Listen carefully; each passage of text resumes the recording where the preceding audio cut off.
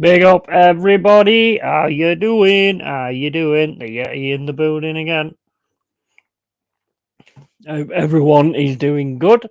I'm going to start out with some football manager this time and play my last friendly game in the training camp. Won every game so far. So, no, we don't want that one. Which screen do you use? That's it. Yeah, so I am going to do this and get it sorted. Everyone is good. I'll still be keeping an eye on the chat and everything.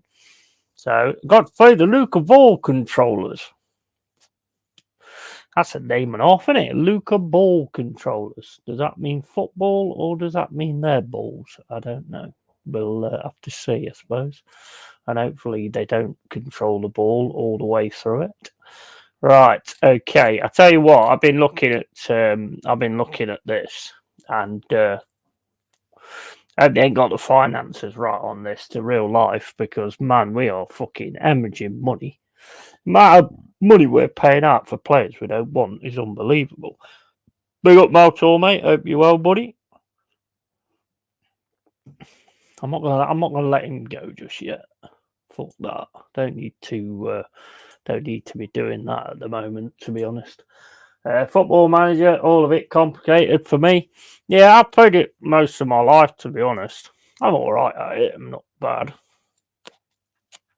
Gets picked tough when things start going wrong, though, as I'm sure Jez will tell you as well, because he's got that situation at the moment as well. So, yeah, but it can get a bit tough. It's good fun, though. When you really get into it and things start going right and everything, it's awesome. Really is awesome. Right, so I'm gonna go with the same as what I normally do. Stick with the same players, providing everybody is fit. Keep him out of there. I haven't hardly got any players though, which is a bastard because I didn't take them with me. Like a fucking idiot. But anyway, that's that. All's well. How are you, Yeti? Yeah, I'm good, man. I'm good. How are you? And Patrick Walsh and Luke James. Hope you guys are all well. Right, so what we normally do is we normally have one up front. So instead of a one, I am actually going to go with another midfielder, I think. Why is my... hold up, have I done this? What the fuck have I done here? There we go, that's why. Right, okay. Left side and right side. That's better. Right, so that's done the filter. Right. So yeah, we're going to go with one up front. I think I'm going to go with Origi because he played well the other day, so I'll stick with him. And then we'll also stick with what's his name? Fucking where is he? Rayner. Where's Rayner gone? Where the fucking hell's Rayner gone then? Okay, I've gone blind. Where the fuck is Rayner? Can anybody see the name Rayner on there? Because I can't. Smash the likes as you arrive, says Motor. Cheers for that, buddy. There he is. Right, okay, so chuck him in there as we'll chuck him in as a shadow striker. He's done quite well doing that. He don't. Oh no, it's wrong player. You know what you're doing. No, chuck him in there. That's what I was supposed to do, not that. That's it. So he can sort of sit in there, or he can be the centre forward, and we'll get cracking and get on with it. Right, okay. So got all those players there. Got another two players I can put on the bench as well. Are these players come back then? Are they actually come back? Okay, that's bizarre. Right, okay. Well, he's still on holiday, lazy bastard. See, look at all these purple. All these purple. They're all on loan, and we're still paying their wages. How stupid is that? Seriously, how stupid is that? That we're all still paying their wages, and they're on loan at other clubs. That is just fucking bizarre. That is. Right, okay, so we're going to go with that. We're going to have you on defence, I think. And you can be the Carrillo again. They've been playing quite well actually, them two. So we'll keep them going, and then we'll try and give him a shot. I think he can have a go at 15, and then get on with it. Let's get in there and get it done. I think we'll leave Matt Sells off for this one, and yeah, we'll submit the team on that. Nico Williams is upset. Feels his instructions. Yeah, he needs to get forward actually. So I need to change that up actually. But hope everybody is doing well today, and I'm just getting on the beer as normal. And always make sure you tell them to fucking perform. Don't do any of this pussy shit. Like, oh, just go out there and enjoy yourself. Nah, we don't do none of that. Just get out there and fucking win, mate. Get out there and win. We don't want no pussy shit. Every single one of these teams has got a Mokoena in the actual lineup. So right, we need to sort Williams out,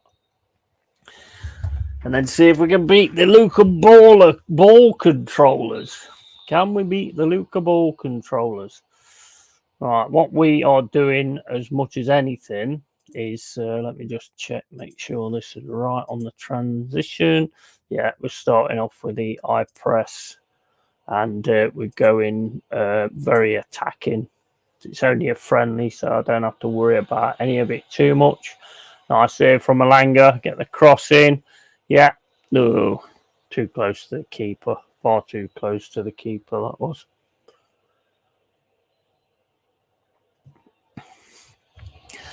How is everybody today? Everybody good?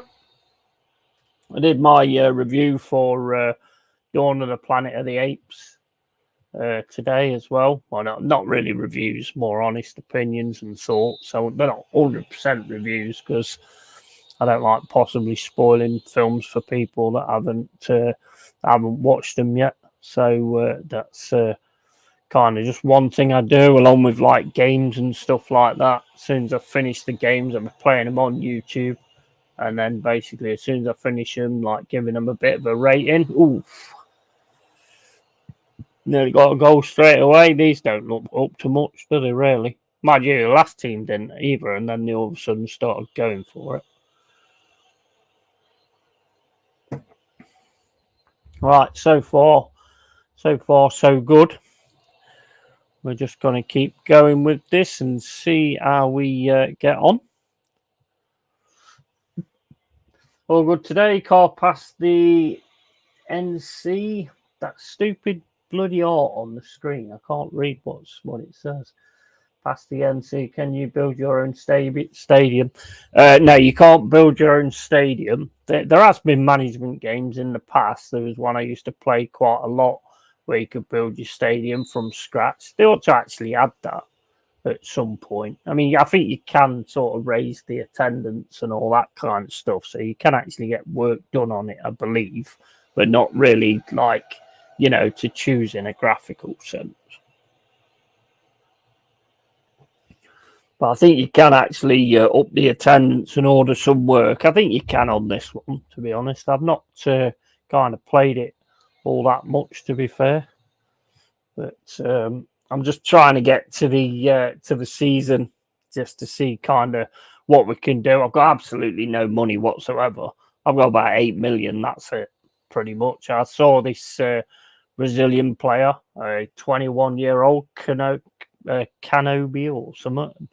Only one Kenobi, I think it was, and tried to get him, but we ain't got the money to actually get him. So there's not going to be any major big sales and big buys unless I can actually sell anybody. And half of them are on loan anyway, so how am I going to sell them? And the money we're paying them while they're on loan is just fucking ridiculous, honestly. If this has got any reality to do with what's happening at our club, the financial people need sacking.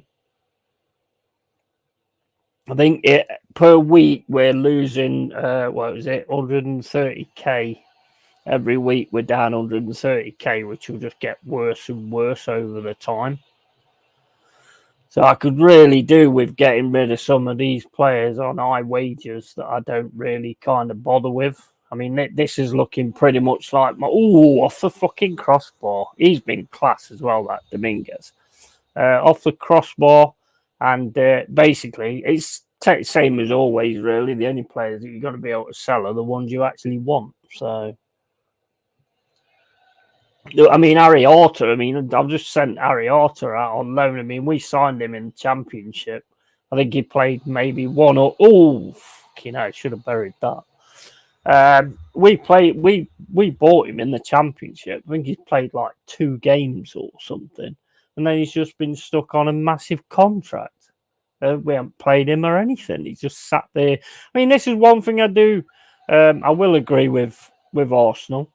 You know, I mean, if you can't get rid of them, then rip the contracts up. I mean, there's a fair few I'd like to get back from loan and just rip their contracts up, I'll be honest. Because then we wouldn't be making such a loss. So hopefully that's something that can happen. I don't know when they're coming back from loan. Come on, how many chances are you going to have, guys? I pissed off Sangari in the game yesterday. Because basically I told him to focus and he lost interest in the game altogether. I'll tell you one thing they've added to this game, which I find really, really annoying. And I don't know why they bothered adding it. And that's if you put a player on, it'll just say like, you'll get this message that just says he would have rather stayed on the bench. And it takes him a while to sort of get into the game and stuff like that. I mean, what kind of player would rather stay on the bench instead of being on the pitch and, you know, performing and things like that? Well, I mean, I can think of a few that would do that, but, you know, well, Ariata for one. But, you know, to me, I don't know why they bothered adding that, to be honest. I think it's a stupid thing that they added there. You put someone on at half time and it just basically says that they would have rather stayed on the bench. What kind of attitude's that? Get your fucking football boots on, tie your fucking laces up, and fucking get out there. Go on. Oh, nice save that was. Callum Hudson-Odoi, he's played really well for us as well in this. But the one thing about this, what you got to take into account, you can be electric in the friendlies, but then as soon as it comes to the league games, it's just a different game. It's a completely different game. Ask Jazzy, he knows. Because he was doing great with Arsenal in the friendlies, and then as soon as he started his actual league, he started fucking it up. It's much more different game in the actual league than it is in the bloody friendlies. Looks like Palace are signing left back Chadi Riyad from Barcelona. We do need a fullback, but I have no idea if this geezer is any good. Yeah, I think I've seen that. I seen that on Instagram the other day, mate. Yeah, I don't know. I've not really heard that much about him, to be quite honest with you. But you are kind of known for picking up, you know, decent players. You know, so I mean, he might be decent. That Munoz, he looks decent.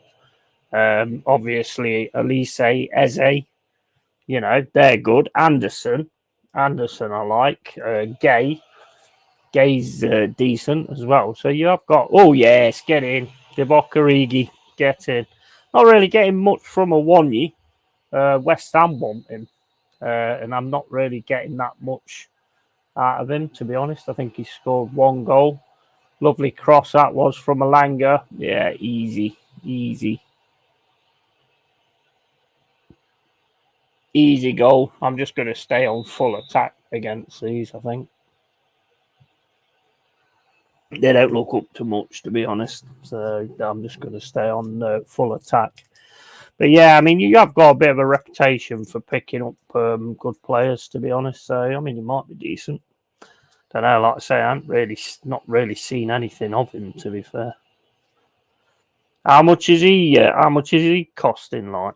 Do you know how much he's costing or anything like that? Big up early doors, mate. How you doing, buddy? Good spotlight earlier, bro. Enjoyed it. It's good stuff. Oh, he just missed the bastard. And yeah, big all in the chat. Yeah, make sure you follow Early Doors Football TV. There's some absolutely awesome content, spotlight, things like that with different YouTubers asking them different questions and basically talking about if they're going to have it on the beach. I mean, I'm not quite sure what that one was all about, but yeah. He was talking about them doing it on the beach. So if you need to ask Early Doors what that was all about. Because I'm innocent, so I wouldn't know anything about things like that, to be honest.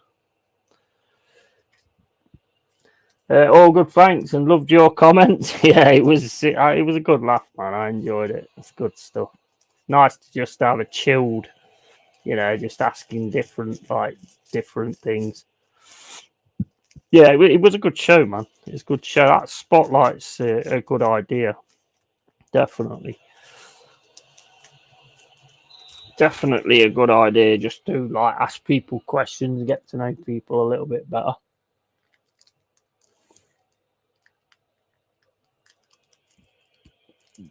I'm trying to roll the cigarette properly this time. Fucking hell, I was doing that Dawn of the Planet of the Apes and I fucking rolled the cigarette backwards.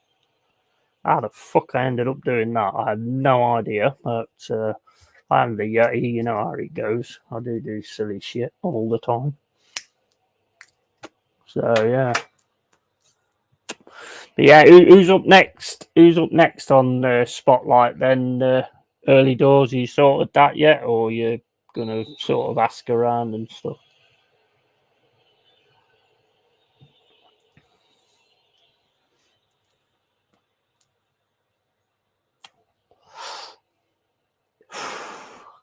Right, you ain't had Jezzy yet, have you?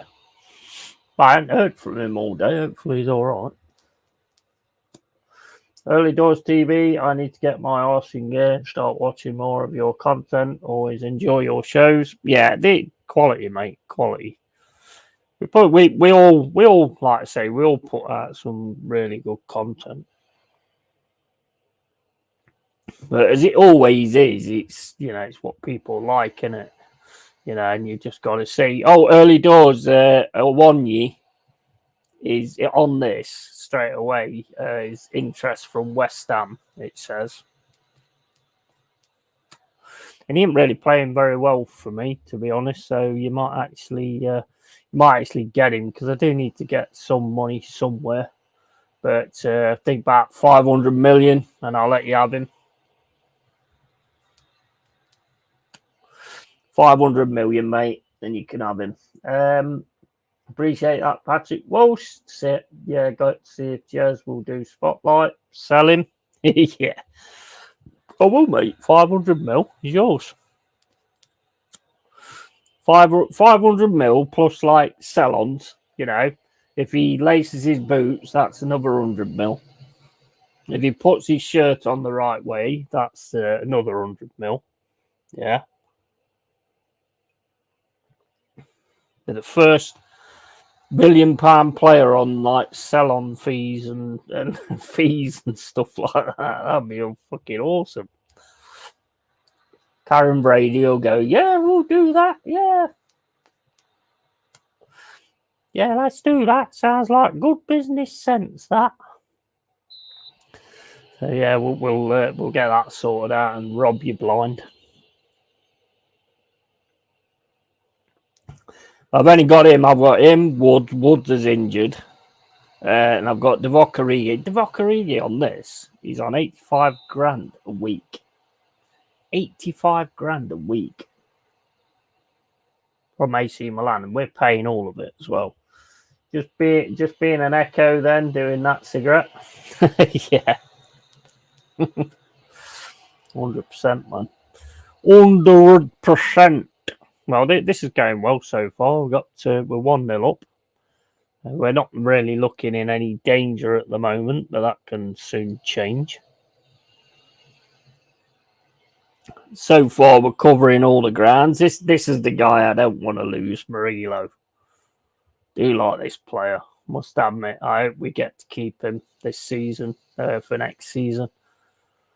If we do, I think if we manage to keep our 11 together, I think we could be on to good things next season. Just depends whether we can or not.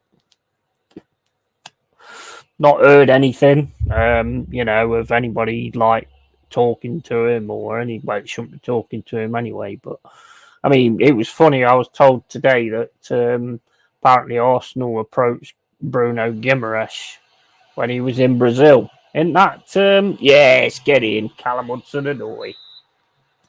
Offside, bastard. But spoke to him in Brazil or something. Is that, I mean, do these people online not realise that you could get your club in trouble for shit like that? Because he's got an 100 million buyout clause. Surely you've got to match that bid before you even get to talk to him, haven't you? I mean, I thought that's how it worked. I need to get the right shirts as well. Fucking ridiculous this is. This game costs like, 35, 40 quid, and they can't put the actual shirts and badges in. You have to get them yourself. Ridiculous. Fucking ridiculous. It's a fucking disgrace. Absolute disgrace, man. Doing that. You would think that they'd get the license, for the teams and things like that. Some of them, they haven't even got the faces in the game. You have to download them as well. So, still probably one of the best on the market, though, I think. I don't think there's any that's any better. Go on, Sangari. Should have hit that then. Oh, you can, though. Oh, nice. Nice shot. That Dave in goal, he ain't doing too bad either. I mean, they've got Dave and they've got Turner above Matt Sells on this. They've both got more stars, but I don't think the stars are that important according to what I've been reading. Although they are important because we've got 2. But anyway, we don't talk about that, do we? Watched the film last night, yeah, after watching your review. What was that? Rise of the Planet of the Apes. What do you make of it? What do you think of it? Get in, Divock Origi again. Okay, that 85 grand might be. I might be all right with that then. 85k a week. He's earning it, so good on him, man. Lovely corner that was. Beautiful ball back in from Elanga. Divock Origi got 3 or 4 players around him, wins it in the air. That's what I like to see. Sure you don't want Divock Origi instead of Iwobi? Because he ain't scoring at all for me. Yeah, what did you make of it, mate? I love the movies, I do. I think all of them are really, really good, to be fair. The third one, which I'll probably be doing a review for tomorrow, or opinions, whatever, that one is... find a little bit slow, to be fair, but when it gets going, it's good. But then again, they're building it up and they're sorting the story out and everything, so it's kind of understandable, really. It's a little bit slow at the start. We got Anthony, mate. How you doing? Hope you're well, buddy.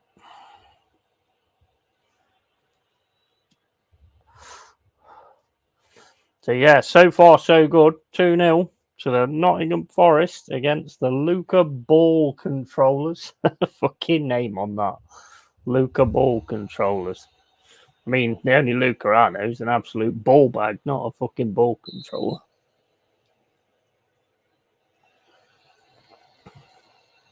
That's it, ref. Send him off. Get him off, man. You got VAR on this as well, which has actually fucked me up like a few times. And I think one of the worst games I ever had on Football Manager was playing against Wolves. And they was kicking 7 bells of shit out of us. They was fouling us all the time. And they never got a card or anything. We fouled one of them once and got fucking sent off. I was losing my shit, I was. It was absolutely ridiculous. And the tackle weren't even that bad. You know, he had both his legs, so it weren't that bad. I'm good. Got the show tonight with Tont and Fuzzy. It's going to be a good one. Absolutely. So make sure you watch that, guys.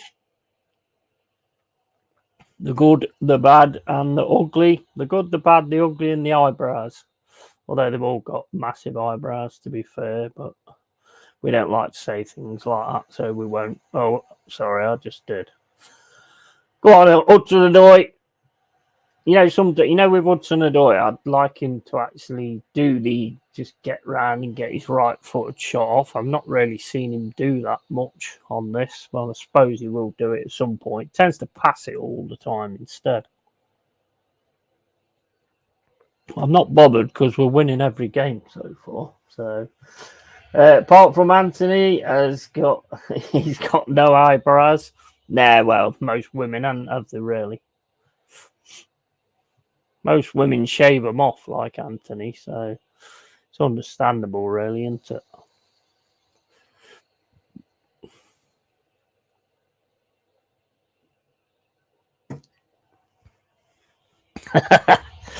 Love it.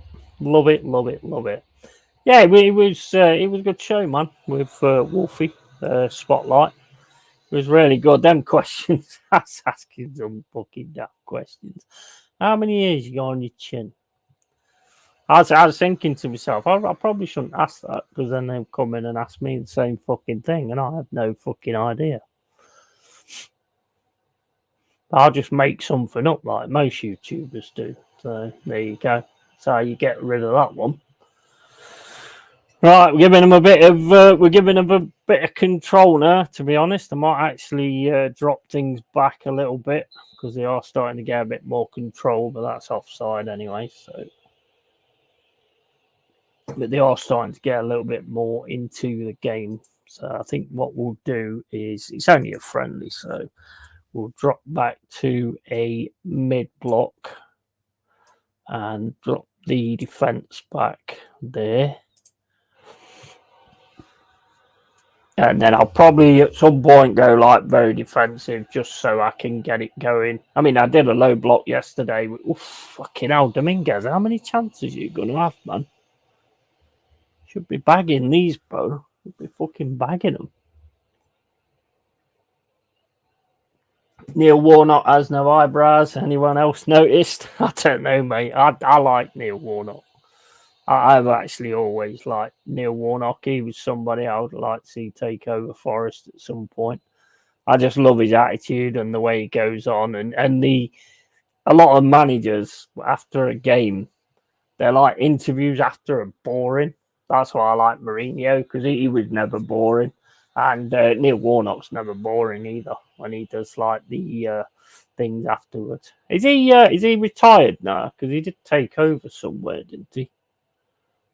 Who did he take over? Neil Warnock towards the end of last season? I can't remember. Patrick Walsh, weird as when you see him talking, he's like Botox with wrinkles. Well, he used to be a referee, didn't he? So I mean, he kind of does have the opinions. I mean, don't get me wrong, he gets it wrong sometimes. Totally got his fucking team's fucking goggles on at sometimes. But he did used to be a referee, so I think he does know a fair bit about it. I'm sure it's Warnock that used to be a referee. But yeah, I like any manager that just says it the way it is, man. Just says it the way it is. You have to be a bit careful on this, though, doing things like that, because you can piss the players off easy as fucking anything. Seriously. He's currently a football advisor at Torquay. Well, I mean, yeah, you can't ask for a better advisor than him. Oh, off the post by the Bocarigi. Nice. That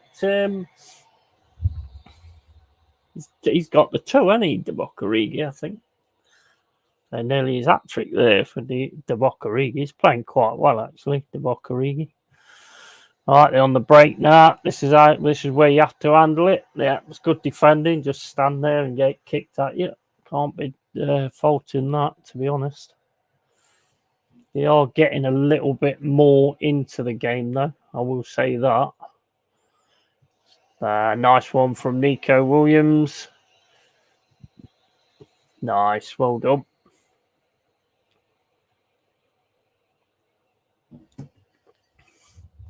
Yeah, he certainly knows his football, mate. So he's definitely one that you would have like as a football advisor. I sent Jez some pictures today of some like t-shirts you can get off Amazon with like red and white on them. They look all right actually. They're not that expensive either. So if you could do that and then put his Arsenal history and more thing on it, looks pretty cool. That shirt does. Apart from the Spurs ribbon that I gave him. Well, they said it was black. It looked blue to me, but he said it was black. But then again, that means it's Derby County, which means I have to rib him even more. I did a few shorts as well today. Did the one from the pub on Saturday, which I can't really remember, to be honest. I was so fucking pissed when I said to Dal, what do you think of this? And then he started answering. I went, it doesn't matter what you think. Oh, man, got him a treat there. Got him an absolute treat.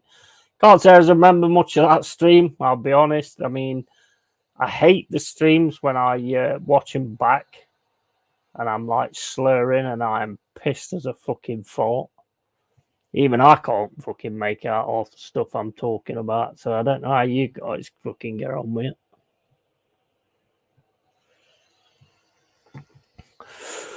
Right, so I've got 33 minutes gone in the game. Everything is going well so far. They are sort of pushing forward a little bit, though.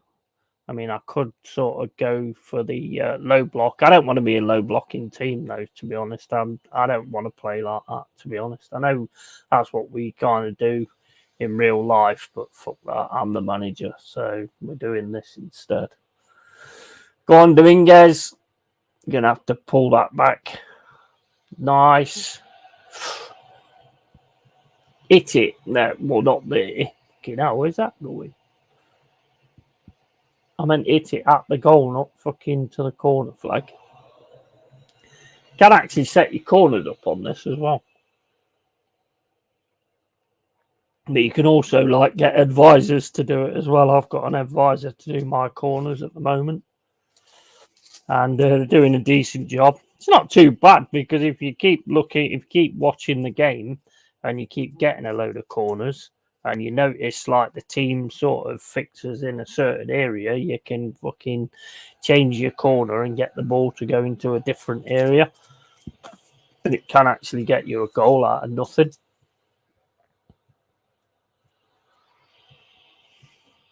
Be interesting when I get in the league and I'm playing against Arsenal and stuff. I mean, I've not seen any of the fixtures yet because it's not come to that. So I don't know who I'm going to be playing first.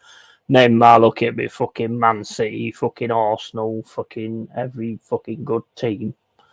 So I end up on the back foot straight away.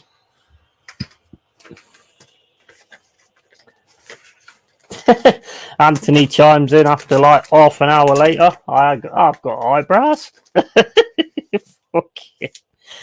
Okay, now, mate. Now, yeah, I think you need to put another 50p in the broadband, mate. I think it's running a bit slow. You know, fucking hook it up to the tractor again.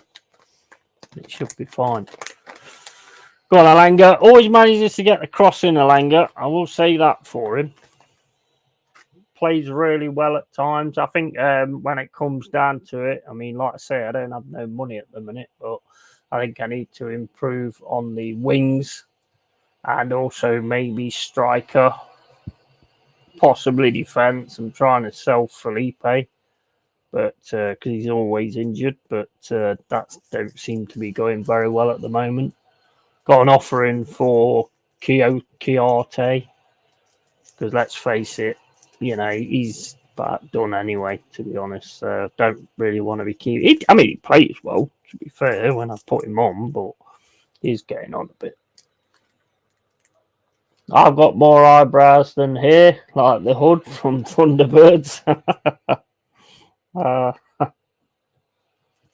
I mean, it's a good thing I don't have more eyebrows than hair, isn't it, really?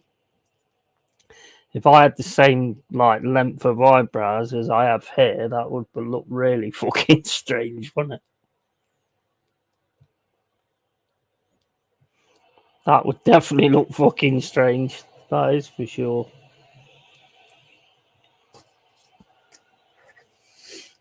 You can jump on if you like.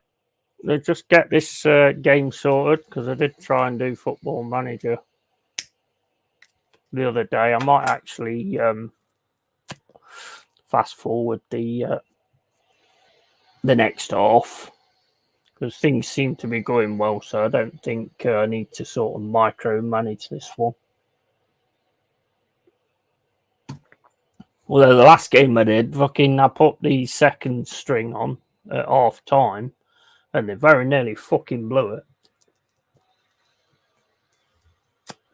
Very nearly blew it. Big up, Yeti. Are you lubed up tonight? Just one more thing. Yeah, I'm all lubed up. All lubed up and ready. How you doing, Stephanie? Big up to you. Hope you are well. Anybody got any football news or anything like that? Or anything that's happened? Or any rumours or anything? I've not seen nothing on us at all. I don't know whether that's probably a good thing. I don't think we'll be signing anybody anyway, not unless we sell anybody. And I don't want us to sell anybody, to be fair. There's one or two players I think I'd get rid of Divock Origi, because I don't think he's really done much, to be fair. I've seen him have like one, maybe two decent games. So, and he says, fed up reading Rashford to Arsenal. I know, mate. What is that all about, mate? What?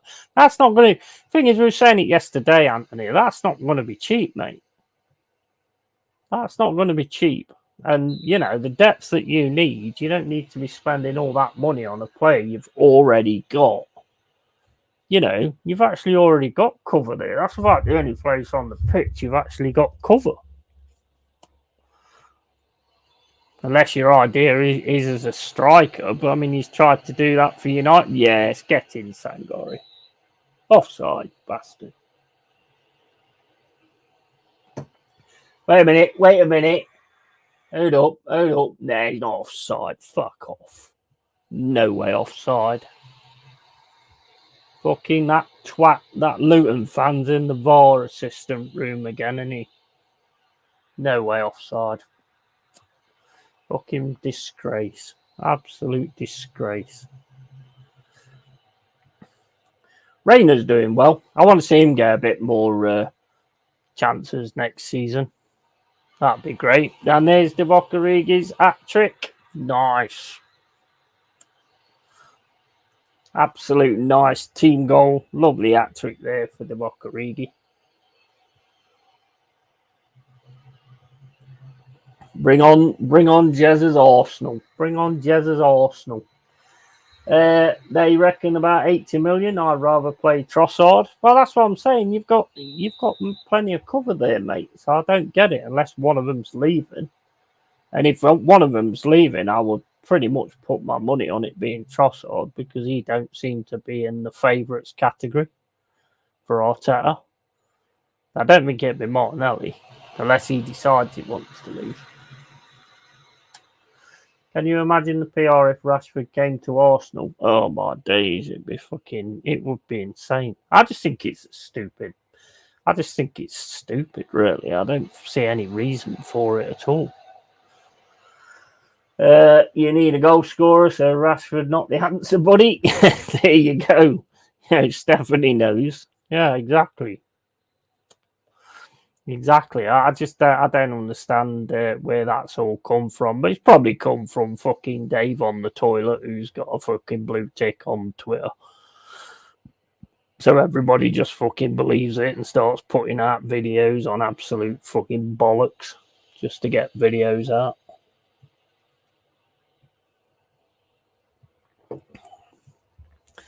That's what you do. That's what you do in this game. You don't if you're me, but, you know, you do if you're them. So that's just the way that one goes, I suppose. Evening, Jack. How you doing, matey? All good, mate. And Stephanie Griffiths, says Early Doors TV.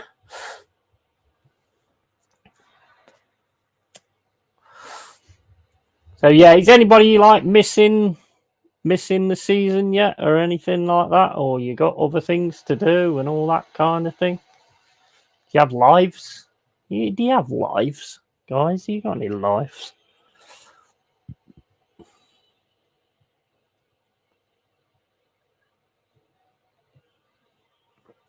People believe Dave on the toilet more than real athletes. Well, yeah, I mean, he talks a lot of shit. He does a lot of shit, so he probably talks a lot as well, I suppose. I don't really take much notice of it. I mean, like I say, I've not really read a lot about us anyway. Not that I've seen. More just going over sort of little different things. I don't actually think. I think we'll sign one or two. I think we always do, but I don't think we'll do a great deal. I think it all depends really on whether we lose Morgan Gibbs White and Murillo. I think that's what it depends on.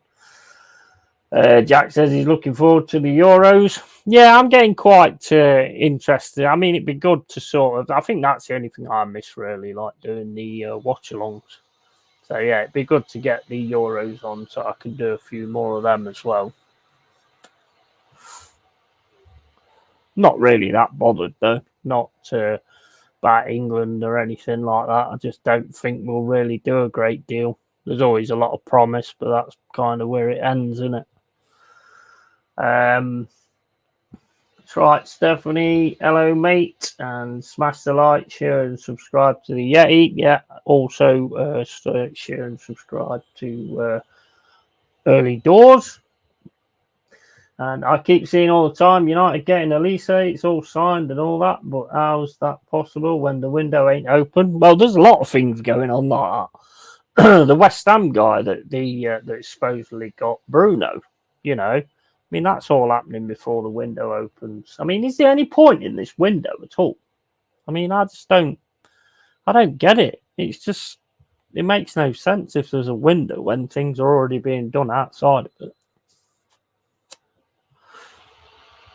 Makes absolutely no sense. Ooh, nice header there from Malanga. Nice save by Rui.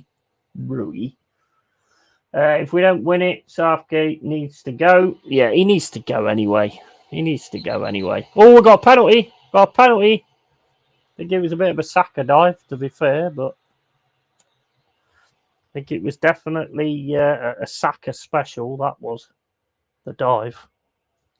Do we get a replay of the dive or no? No, we'll just have the penalty. Don't go to VAR. We'll just have the penalty. Go on, Reina. Smash it in. Yes, get in there. 4-0. I bet you're all fucking crapping yourselves for when I play against you lot.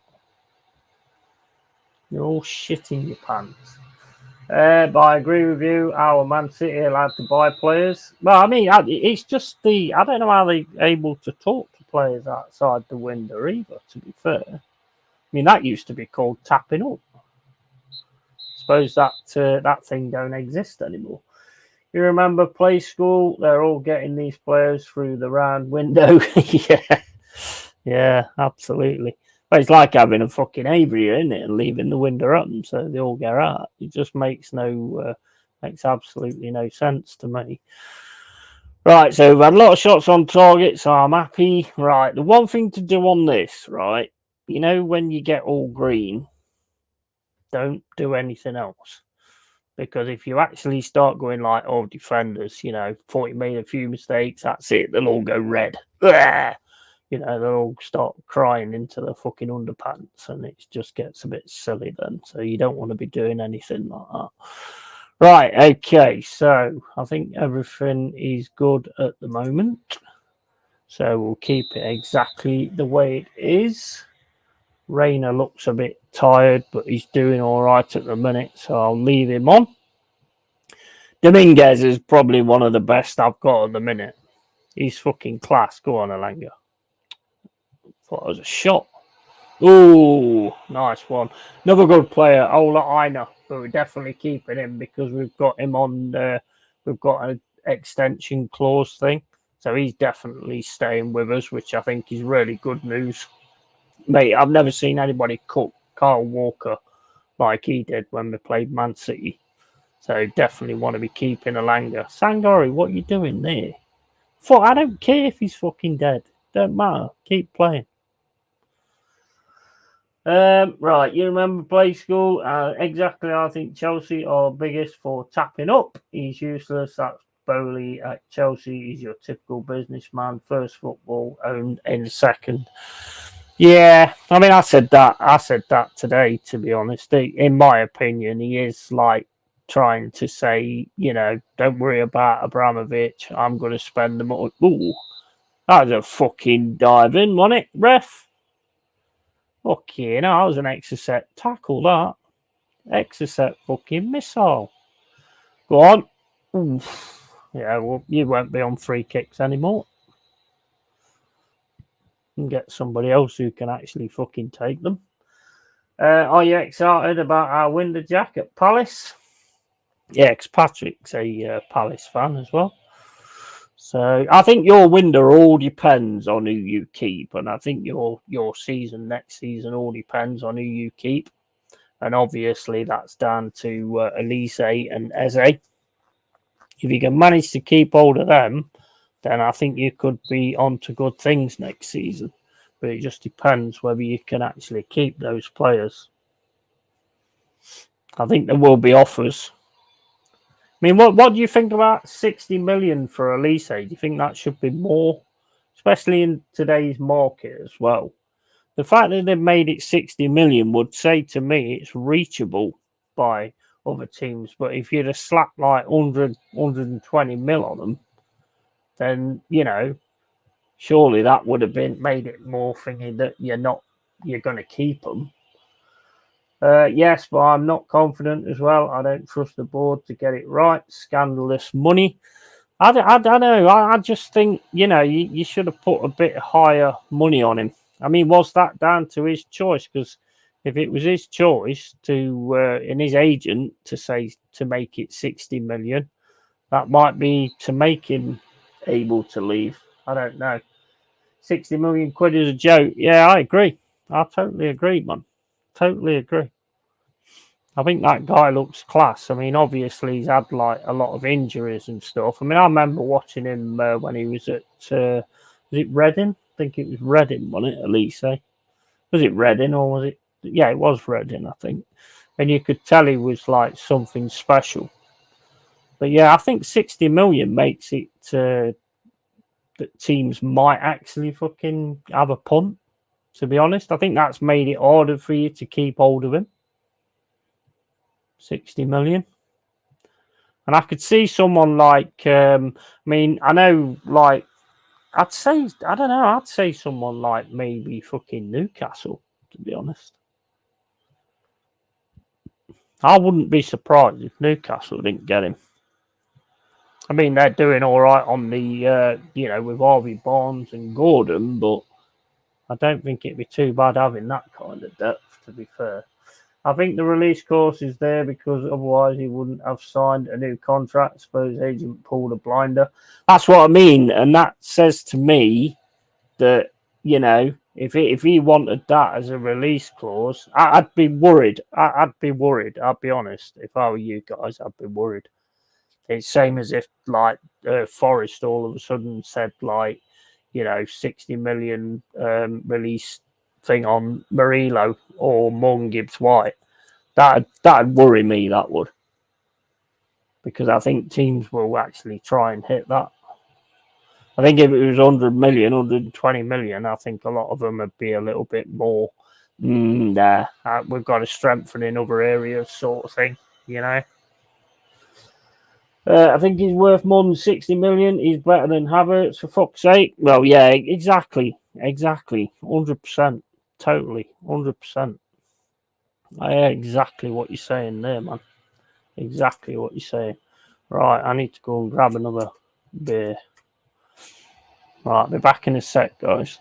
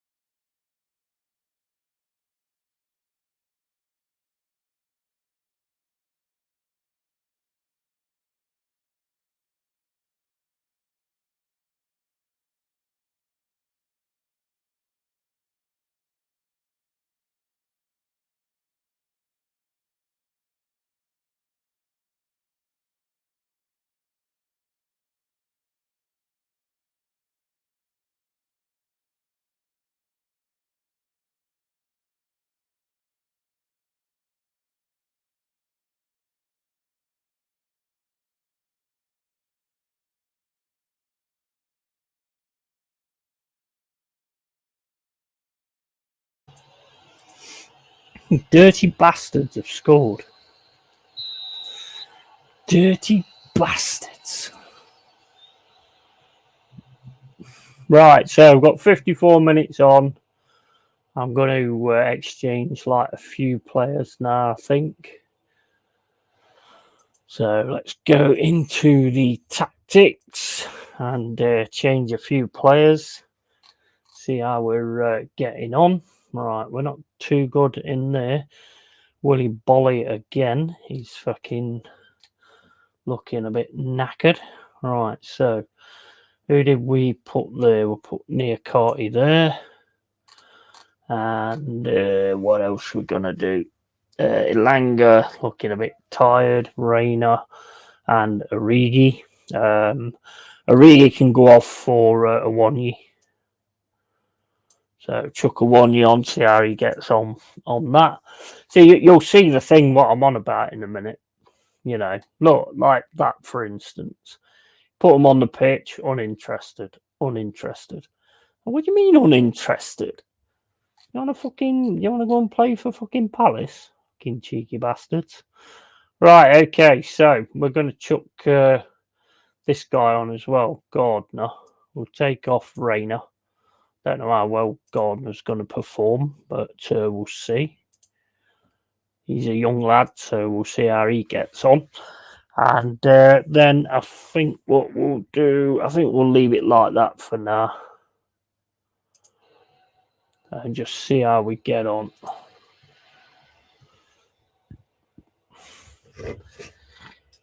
Right, hold up. Where's my fucking glasses gone?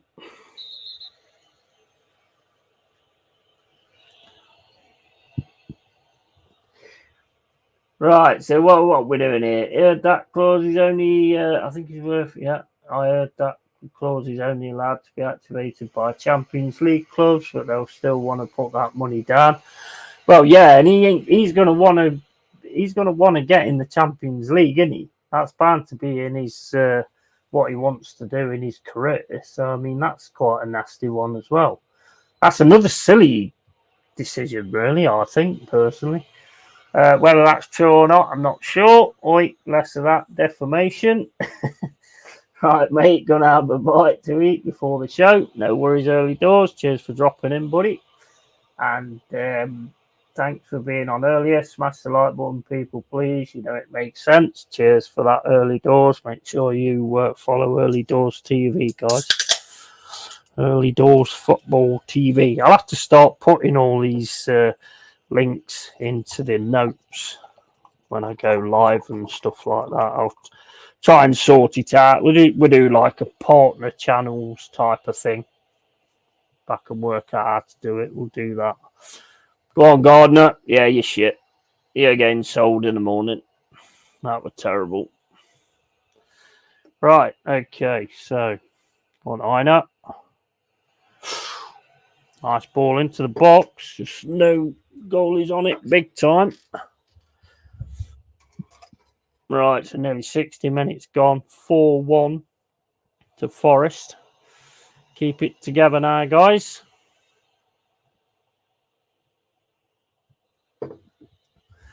Keep it together. Check those corners. One, you look at that. Look. I mean, I get him as a, mind you, then again, he's a striker. He's not made to score goals, is he? So he did well there. He actually tackled, because that's what strikers do nowadays. They are actually defenders. I keep forgetting that. I need to apologise to Billy Nose Bollocks, because I totally keep forgetting that.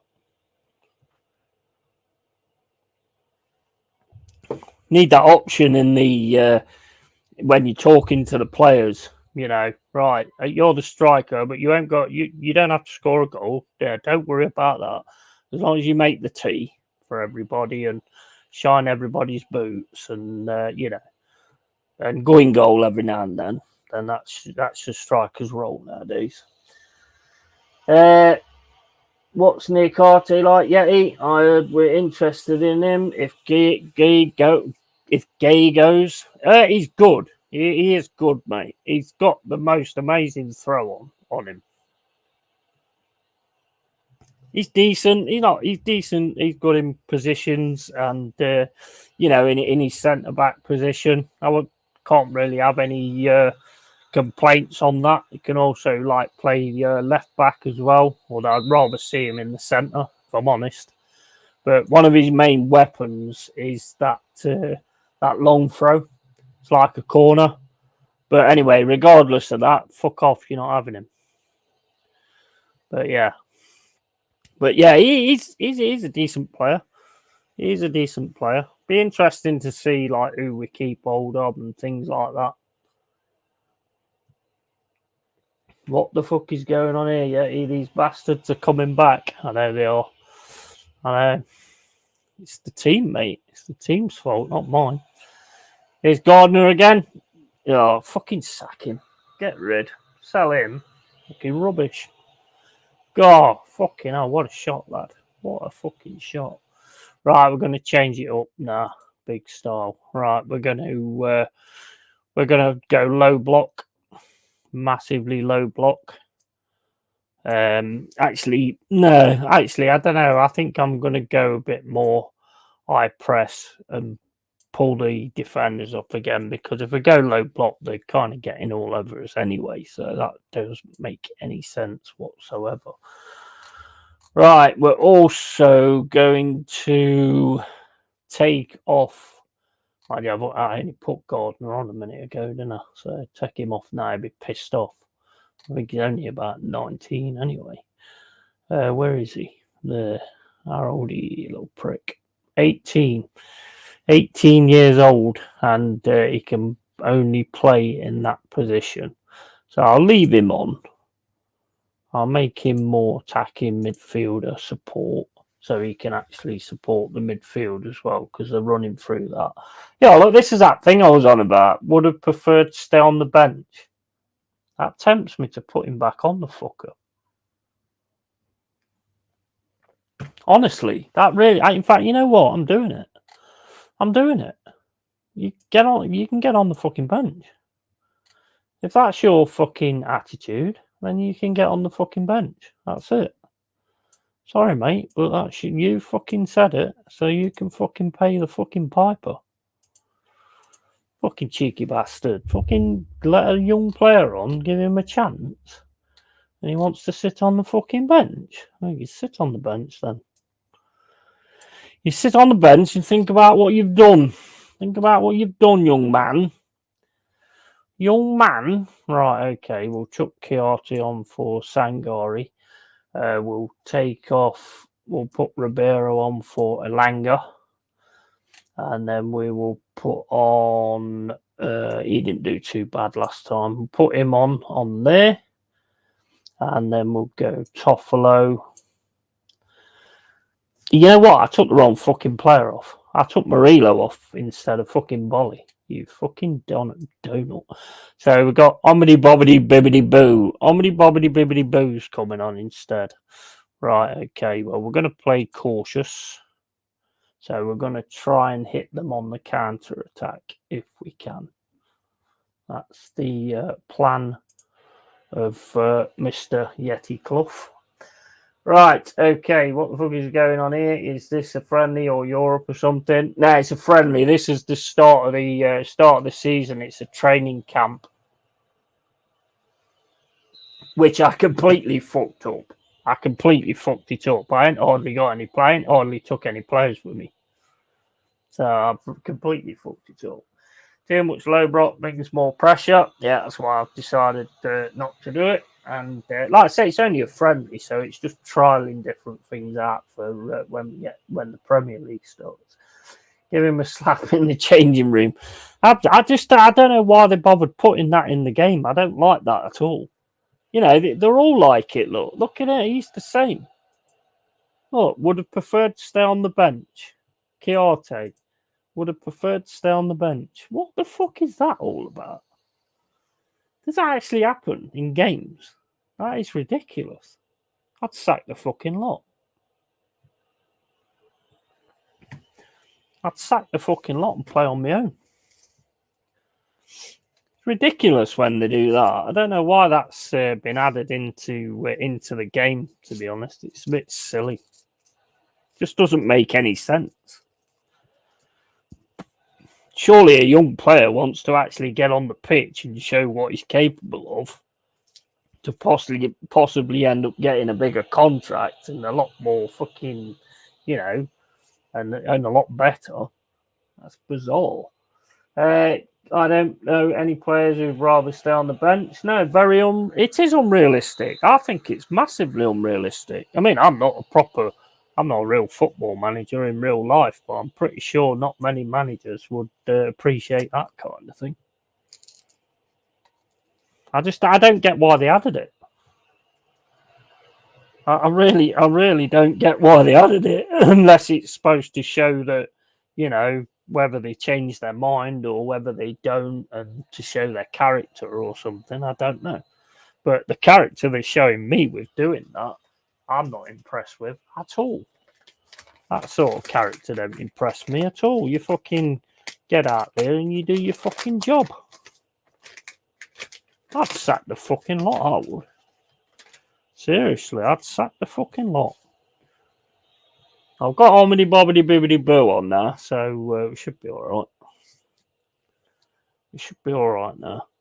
Got Montiel, who's also on loan. They're on massive wages. I mean, not massive to the point of fucking Arsenal. I think that's the worst thing with like your Elises and stuff like that.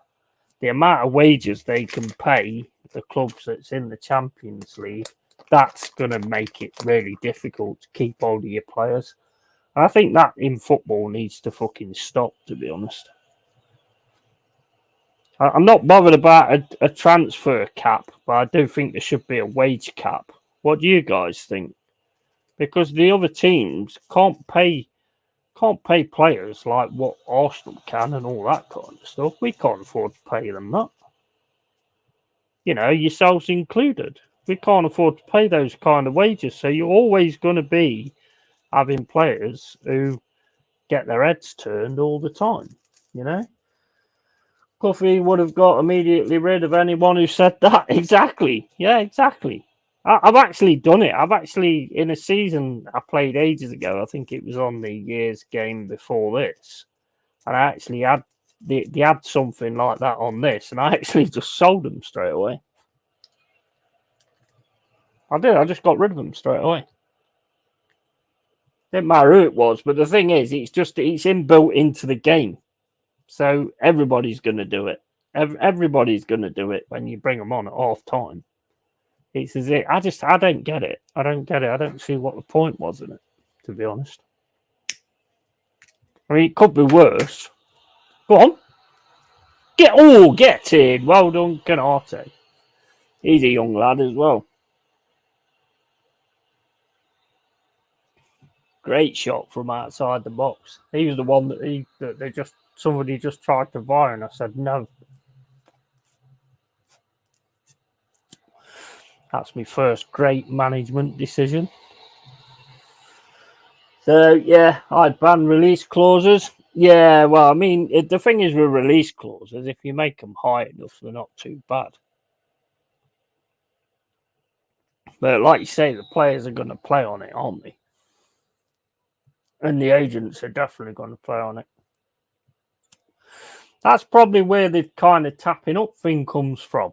I bet it's agents putting players' names out all the time so they can get a few quid. You know what I mean? I bet that's what it is. I bet it's agents that do it.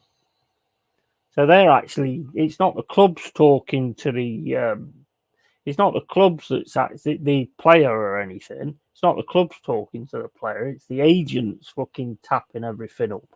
So that probably should be taken out of it as well. I mean, I don't know. I'm just surmising that might be what the issue is, I know agents offer their players around all the time. They're bound to, aren't they? It's a payday for them.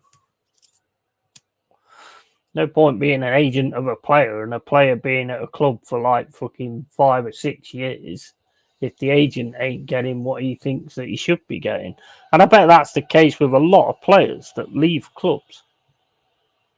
It's the agent that talks them into leaving, so they get a few quid. Don't like it. I don't like agents in football. I think footballers should deal with their own shit, but and then again, they ain't that fucking bright, are they? Let's face it. You know, their brains are in their feet. So, I mean, it says everything, really, doesn't it?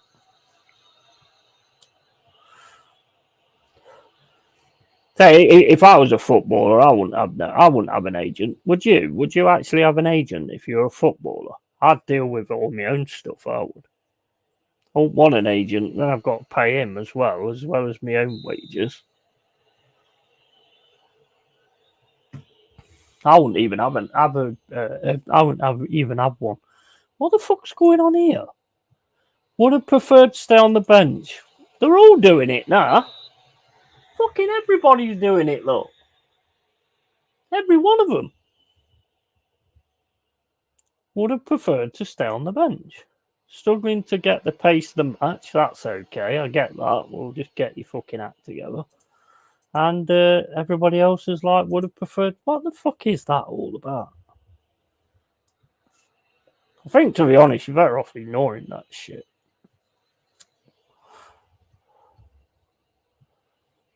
I think you're better off ignoring that. It's just one of them stupid things that they've put in.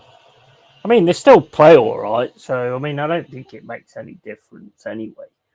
Agents have their own motives. No, I can't decide I can decide my own decisions. Exactly. And I think there is a few footballers that could do that. But agents is just a thing with footballers, isn't it? It's easier to leave it to somebody else than you deal with it, I suppose. And I bet a lot of these agents absolutely screw players over as well. I bet a lot of these agents screw players over.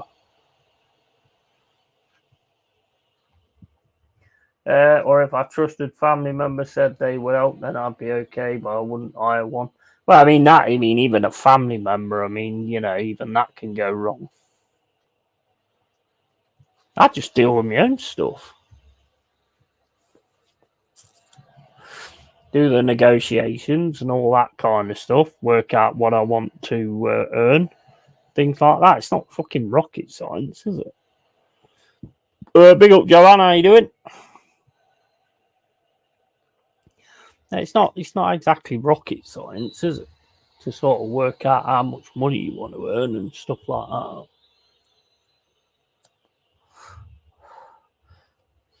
I mean, and they pay the agents as well.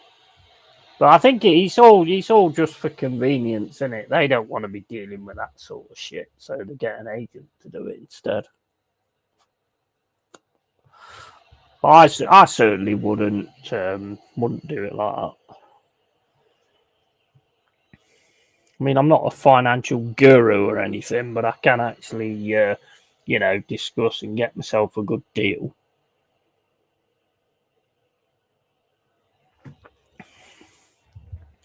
I mean, some tubers do it as well. Some tubers have agents and like advisors and all that kind of stuff.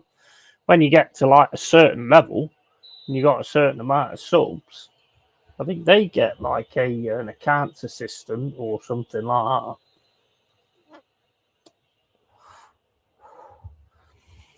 So it's same with that, really. I mean, I don't think I'd ever bother with that either, to be honest. I can look after it myself, thanks. I started it on my own, and I'll continue it on my own.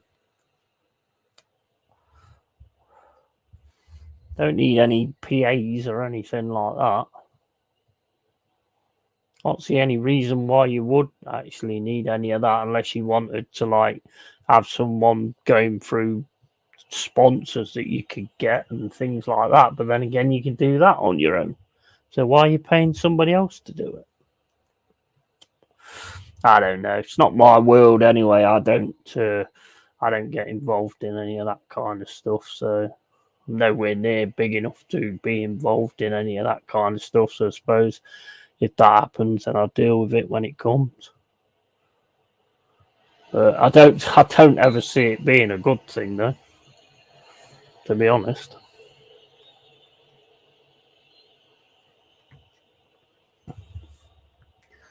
They all cream money off the players, these agents. Yeah, exactly. Of course they do. Of course they do. They don't do it for nothing. How do you become an agent anyway? Yeah, how do you actually become an agent?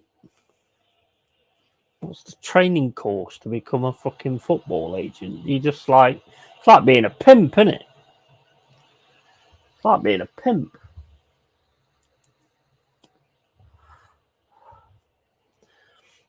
Yeah, look, they've all cheered up now. Well, actually, they haven't. They're still uninterested. They're still playing, but uninterested. But like I say, those things, they're not really implemented very well anyway, because they don't make no difference. I mean, I pissed Sangari off the other day when I told him to focus, and he was still playing all right. So it didn't really make any difference. A lot of things they put into this game that don't really make any difference. It's just for aesthetics.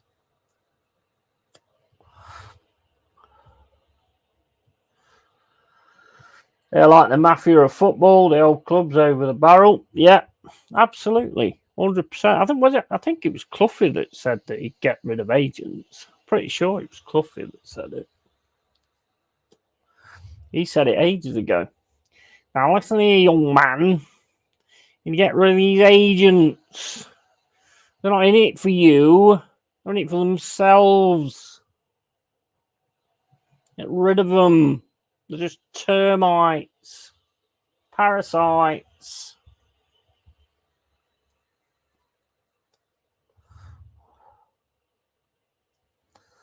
That's pretty much how he would have dealt with it, but I'm sure it was him that said that in football you need to get rid of these agents. It's in his autobiography, which I used to have, which is somewhere. I don't know where it is, but I've got it somewhere.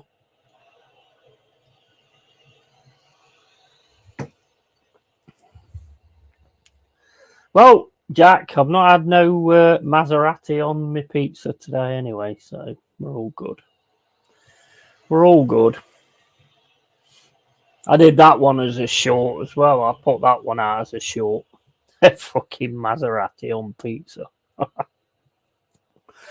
Oh man, can't you just tell I'm not the best chef on the planet? I don't even know different kinds of fucking cheese. I only know Red Leicester and Roquefort, and that's because Carl Rossi's told me about it so many times. And Brie stinks. Brie fucking stinks horrible, and Camembert stinks as well. Why would anybody want to eat stinky cheese? That just, nah, not for me. I don't want to eat anything that sounds like I've just fucking dropped it in the toilet, to be honest. Who would want to do that? No dashboard and tyre as toppings. No, mate, no. Here in Ireland, we have red cheddar. Yeah, Red Leicester, mate. I love Red Leicester, and I'll just stick with the normal stuff. Not all these poncy names and shit. Not down for that. Should have Ferrari on your pizza next. Yeah. I think I'll branch out. I'll have a Lamborghini and mushroom.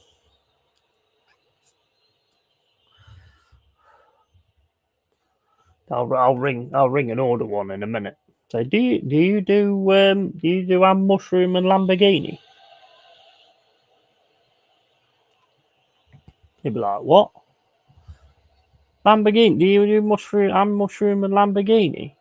Yes, nice goal. You know. Lovely deflection, straight in the corner. Can't beat it. I think there's like one more like friendly game, I think, in South Africa, and that's about it.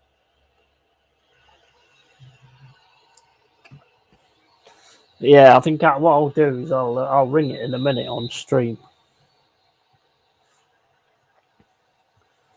Or do the liver one. You seen the liver one? Yeah, mate. Yeah, do you deliver?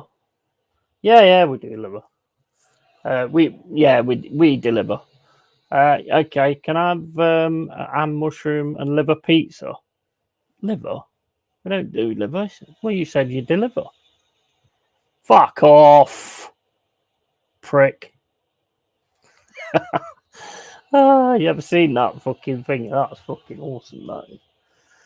Irish red cheddar is just cheddar with food colouring and no weird. We have red lemonade too. Yeah, I don't know if we have red lemonade. I don't like lemonade. It's not very nice anyway. I don't think.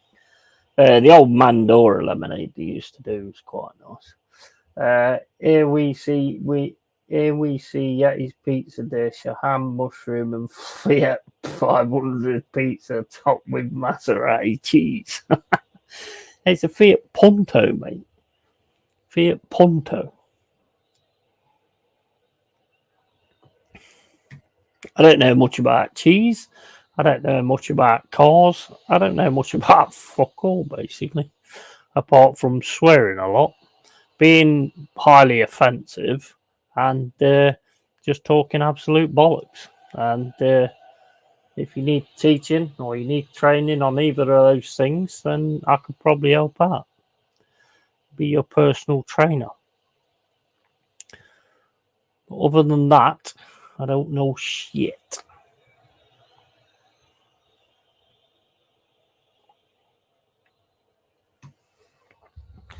Oh well, 6-2. You know, the players look fucking highly uninterested in any of it. Mind you, I think this is the best way to do it, though. Have friendlies with teams that ain't on your level, sort of thing.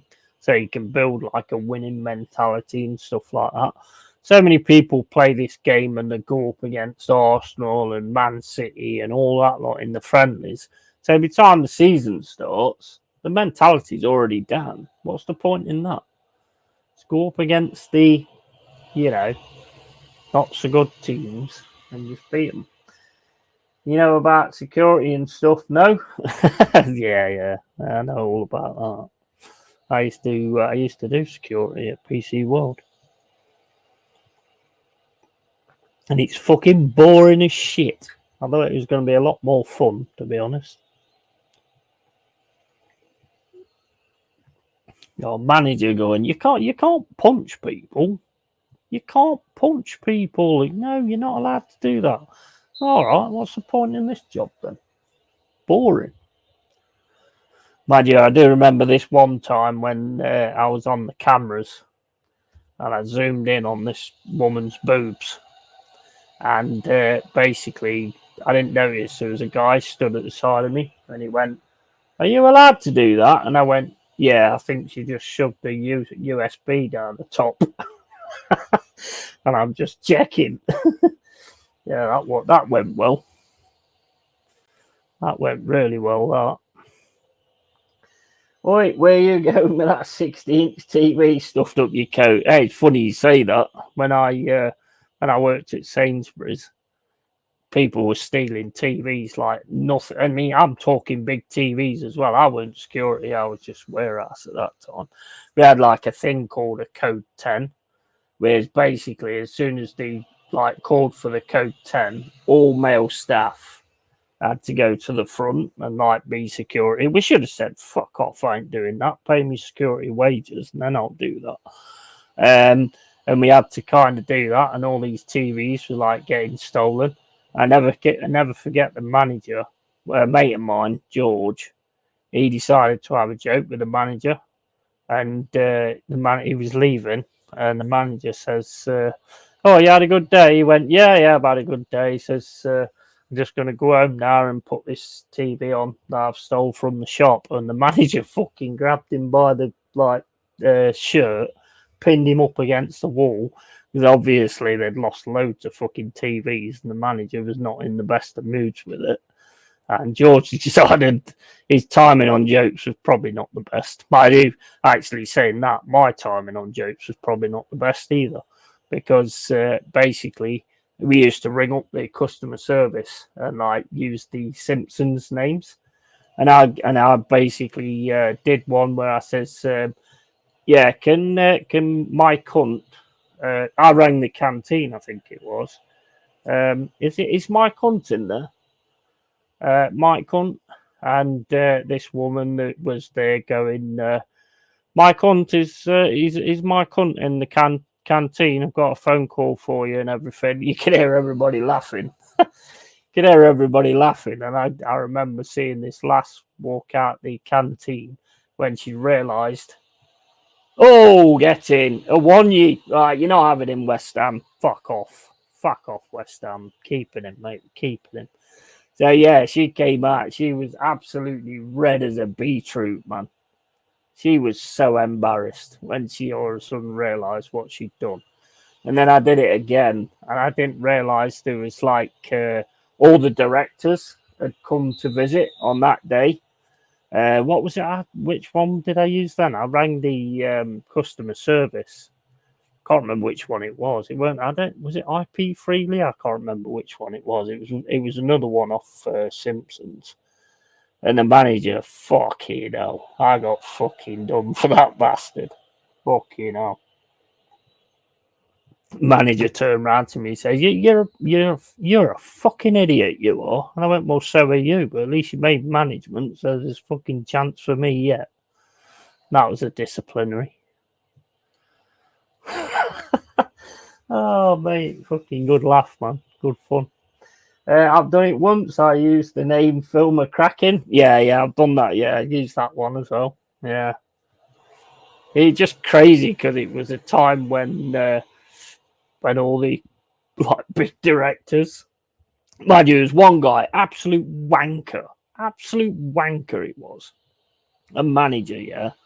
He used to look down on you all the time, yeah.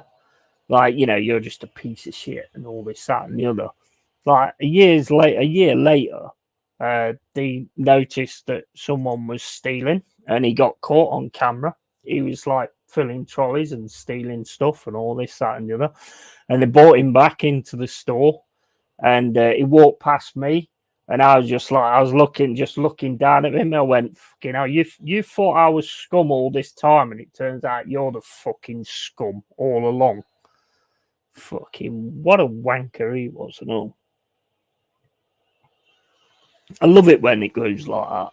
You know, when you get some wanker who looks down on you and then it turns out he's a fucking piece of shit. Can't fault it, man. Can't fault it. A non-rude one yet is Teresa Green. Yeah. There was loads of them. There was Mike Hunt. There was a few more as well, which was really bad. I used to do that all the time, man. Fucking loved it. Brilliant fun. Best fun about working in retail, really, because retail, it's just, oh my days. How the hell I didn't get far? Well, I did eventually, but you know, it's just absolutely fucking ridiculous. Absolutely ridiculous.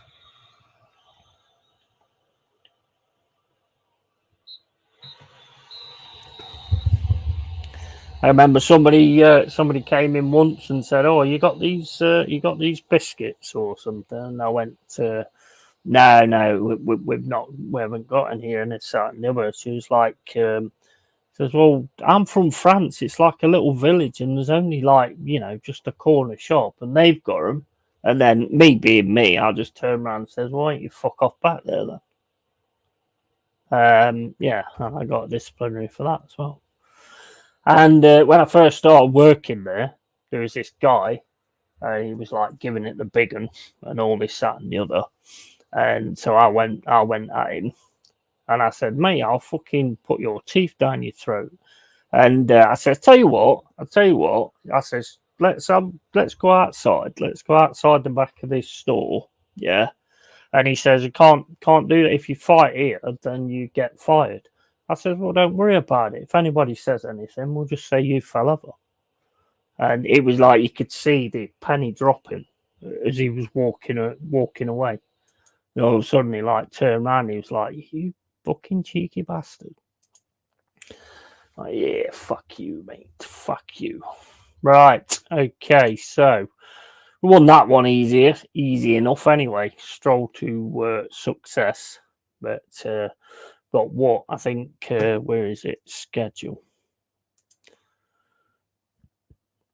Right, we've got one against Pax. That's the end of that, and then we've got to play Fiorentina at home in a friendly.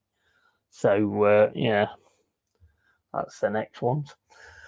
I was saying, if you haven't noticed, love this isn't France, mate. I'm straight to the fucking point. There was one guy stealing once, old guy, really old guy, and basically put well, there was two. There was one guy that was like shoving fucking turkeys down his fucking pants, frozen turkeys, and his fucking bollocks all fucking froze up and everything. That was hilarious. And he's trying to fucking walk out with this big fucking bulge and like, oh, you pregnant, are you, mate? Fucking pregnant? I mean, nowadays that you probably could say that might be the case because there is deluded people out there now. But yeah, and he got this big turkey down his fucking pants.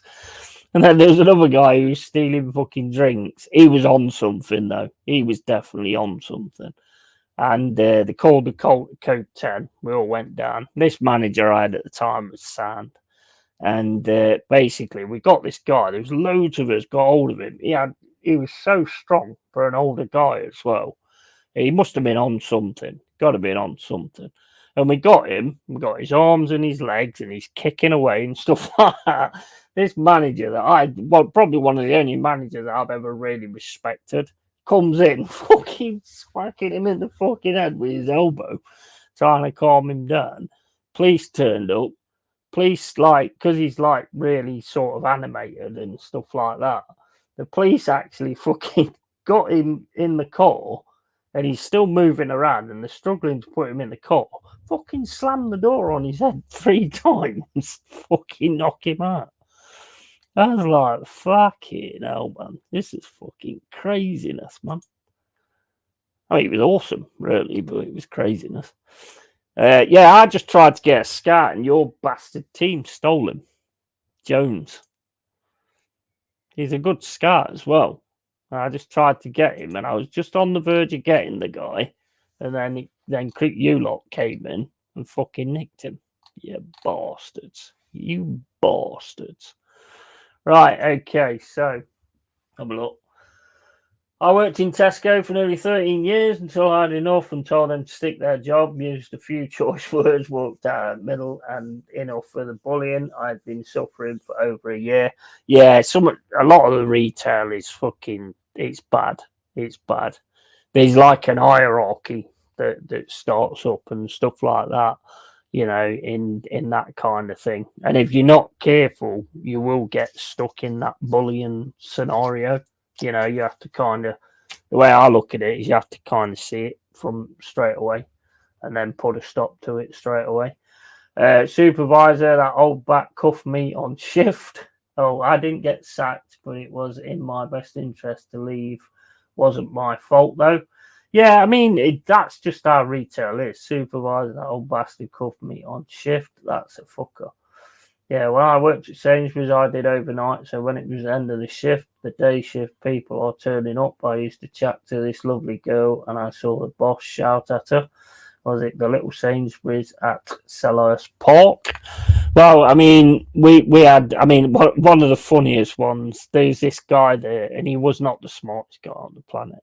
We used to send him down to the warehouse because the warehouse guys, the night shift, they was nasty bastards. If you got you always have in a company, if you sort of got on the, if they realised you was a dickhead, that was it. They fucking had you big style. And basically, we sent this guy down there with a trolley full of toilet roll. And told him, I says, go and see the guys down in the docking bay, and tell them this lot have got to go back because they're out of date. Yeah, and this dude was thick as shit. I mean, we used to send him for long waits and tartan fucking paint and all that kind of stuff. And anyway, he goes down there with his fucking trolley full of fucking toilet rolls. tells them they're out of date. The lads absolutely rip him to fucking pieces. It was fucking funny, man. It was funny, but one of the funniest things I heard was when this guy came in on his night shift. Roy, his name was, absolute awesome guy as well, and he's absolutely wet through. He is absolutely soaked. Yeah, and he walks into the cloakroom, and this dude that's not the brightest turns around and goes, "Oh, Roy, is it raining?" And it not making a joke of it. He's actually asking him properly, "Is it raining, Roy?" He just turns around and goes, "No, I've just had a shower in my fucking clothes before I came out, you stupid twat."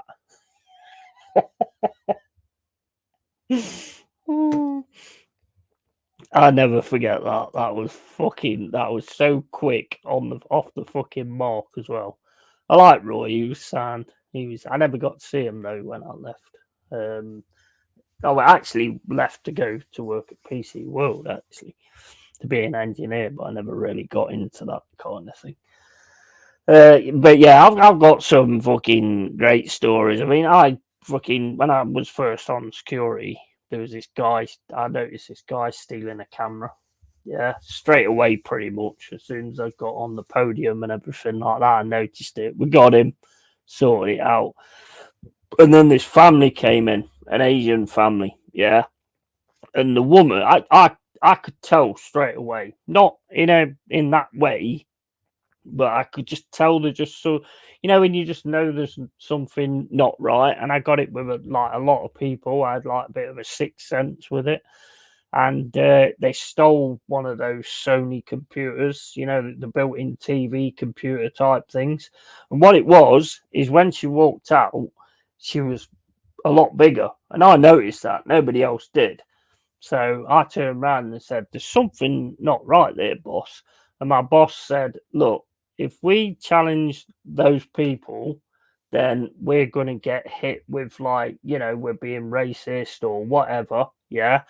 Turns out that basically got like a bracket inside her black uniform what she had on.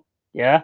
And the TV was like attached to this bracket. It's quite a fucking proper professional job, and they just walked out with this Sony thing. Next day, it turns out that they've been around all the PC worlds and all the curries in England have been robbing all of them blind. And I said to the boss, I said, I told you, I fucking told you. I said, and you just didn't have the balls to do anything about it, but I told you. And he says, "Yeah, well, just like keep that to yourself." And I went, "No, why should I? I did my job. I did my job. You didn't do yours. So no, I will fucking, I will make sure they know exactly who it was that I had actually seen them, but you didn't do jack fucking shit." And I had a lot of managers like that, to be honest. A lot of managers like that. Right. Okay. So, hold up. Let's go with what's this shit here? Respond to Norwich officer. Offer for a Sapper O song. Right. He looks a good player, but I'm actually gonna accept for him to go on loan. I think because he's only 18, so I think we'll accept for him to go on loan. It's not on massive money, and we're not paying it, so it's all good in that respect.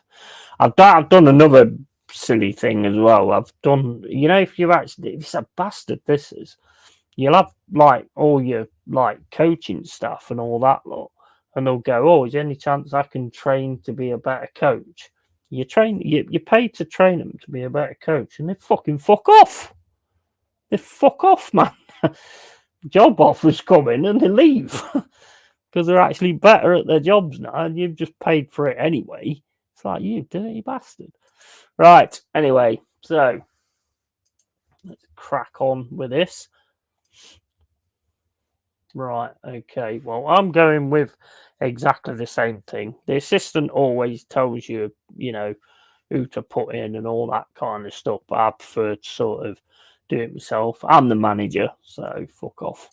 I'll live and die by the sword and all that shite, so who cares? Right, okay, so what I'm going to do in this one, I'm going to put, is Turner back yet? Turner's still on holiday, the lazy bastard. Right, so we're going to put Matt Sells. Actually, I can't do subs now, can I? I don't know if this will actually sub them or not. Right, we're going to put Matt Sells in goal. We're going to stick. Let's just have a look, see what they. Right, everybody's all right. Everybody's fine. So I think I'm going to stick with the same team, to be honest, because I want to get them. This is pretty much my first 11, I would say, so far anyway. So I think I'm going to stick with the same team as what I had before. See how they get on. They always seem to make the most useless employees, managers. Oh, ain't that the truth, Stephanie? Is that not the truth? I mean, and the thing, the thing that annoys me is they come up with ideas that you, as a worker, know that ain't going to work. It's not going to work, and you tell them it's not going to work because of this, because of that. You give them so many reasons why it's not going to work. Oi, look, I'm the manager. You're not, so let's do it. And it never works. It never works. And you just stand there going, I fucking told you, you dumb shit. How do I become a manager? I mean, I'd hate to be a manager. I'm not like that kind of person, to be honest. I'm more that kind of person where you say what it is you want doing, and I'll just get on with it and smash what I'm doing. That's more the kind of person I am. A lot of managers only hold their position because they have worked for a company for a long time, regardless of whether they are good at their job. Yeah, exactly. And you get these ones that come straight from college as well, and think they know everything because they've been writing things down on paper and stuff like that. And they don't know shit. And most of them are not people. How would you say it? People persons or whatever. Most of them are not people persons anyway. They've got no idea how to deal with anybody. If a customer says, "Oh, I want a refund," they go, "Oh yeah, do it," and they fucking shit their pants straight away. That's not a fucking manager. Trying my best not to give you a update Yeti, but needless to say, like and subscribe if you're new. Thank you, Stephanie. Appreciate it massively. You know that. And yeah, I mean, mate, I'll be honest, most of the managers I've worked with are fucking stupid. I mean, I was doing a YTS course once, right? And we went to this factory in Grantham, yeah? And they got this big, machine that, like Wonder Grow and all these all these soils and all that kind of stuff. And it goes in blocks. And it goes into this machine. There's a great big fucking blade at the bottom of it, yeah? So they put the stuff in, and then basically that goes round and cuts it all up and makes it small, so it goes into the bags to sell and stuff like that. And the guy's talking to us, and he's going, "Oh yeah," and me, I'm the only one that asks the question that you would if you have common sense. So everyone's asking like, "Oh, how much does this cost?" Oh, like stupid shit. Who gives a fuck how much it costs?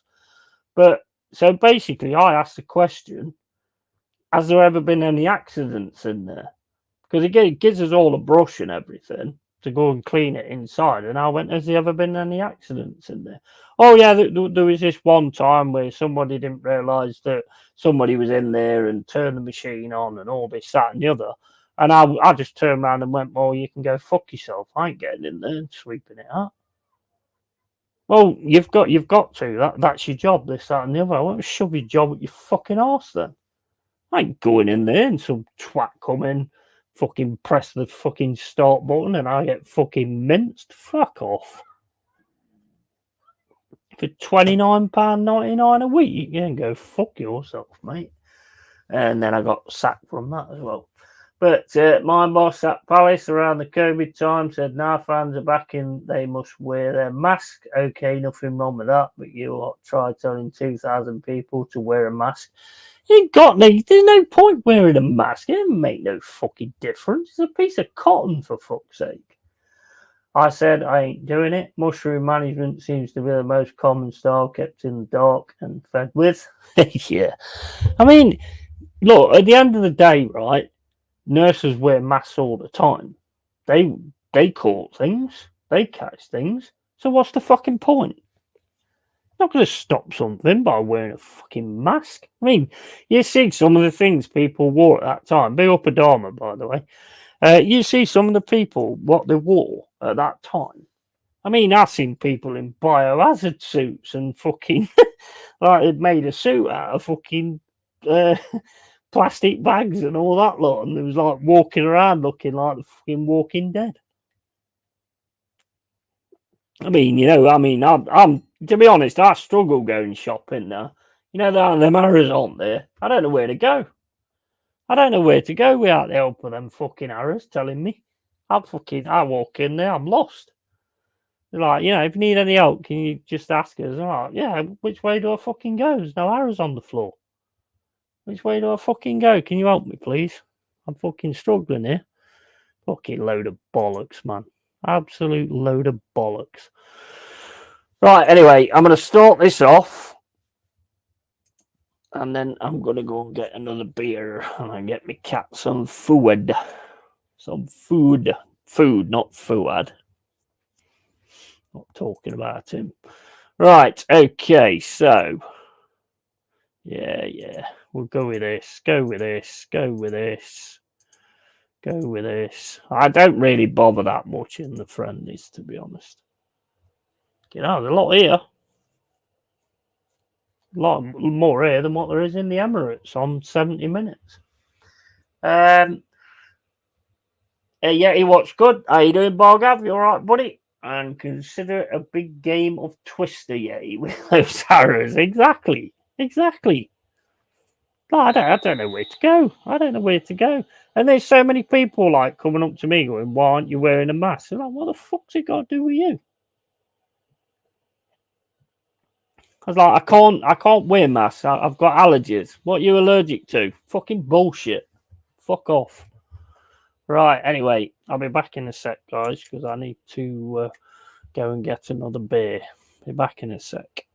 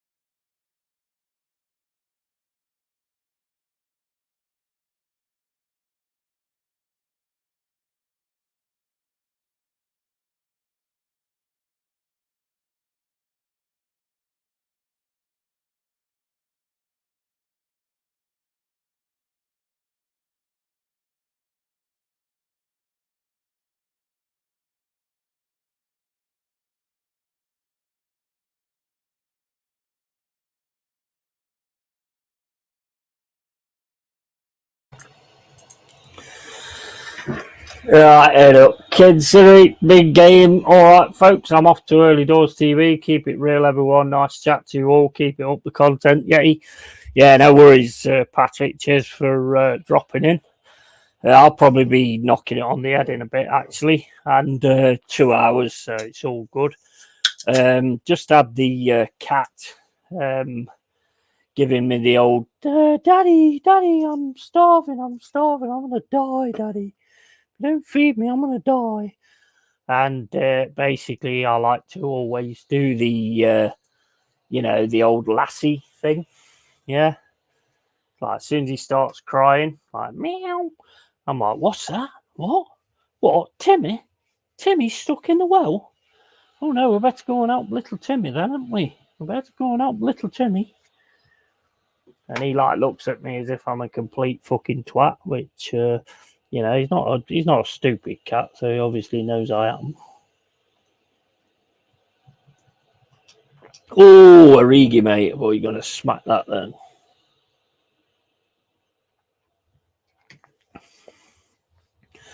Yeah, I'm gonna do this game.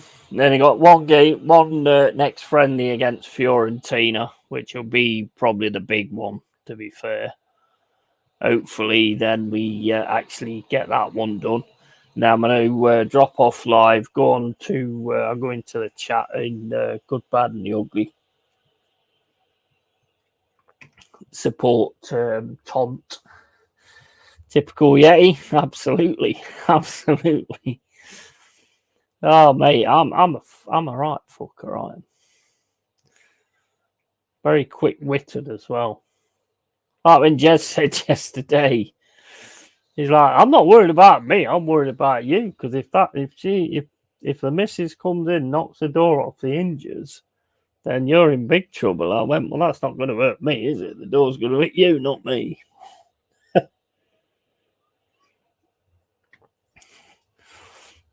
I don't know where any of them guys are today, to be honest. I ain't seen Lee Gunner stream today or anything, which is quite unusual. I haven't heard anything from Jezza either. So I don't know what's actually going on there. Right, okay. I'm going to. Should I take off Hudson? Oh, fucking hell, he's on red. Yeah, I need to take Hudson Odoi off there. Put on Canate again. He could be one that features a little bit this season. Young lad, what is he? Not 22 years old. So I mean, should be getting involved now. Really, see if he's any good. If he's not, then he probably needs to leave. To be honest. Was it a nice zoom into the chest, Yeti? Yeah. Oh, she had some cracking boobs, mate. She had some cracking boobs, and I was like, fucking, mate, I saw her put a USB fucking cable down there, and I'm security. What's he got to do with you?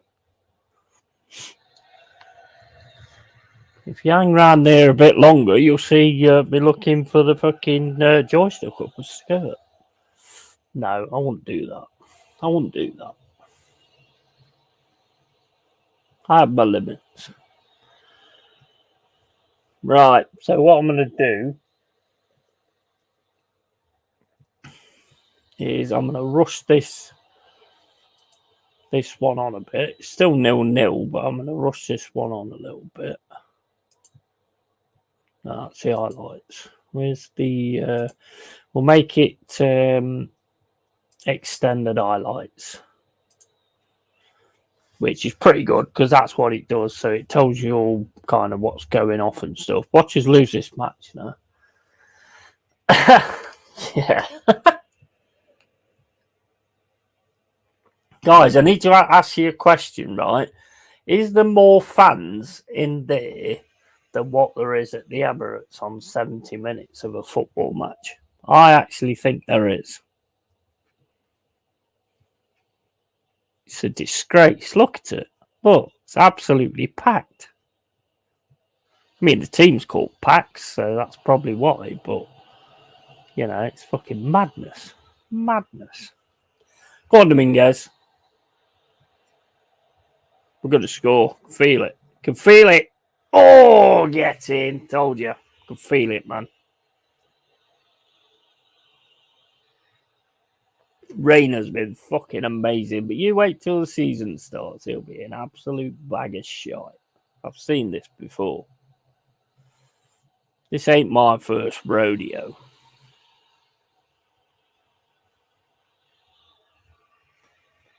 Are you allowed to do that? Definitely a job's worth that bloke. I would have said, let's have a look. Yeah, he was going to tell the manager and all sorts, but whatever. Mate, if they have nice boobs, they could possibly be shoving things down there. You have to take all those things into account, you know?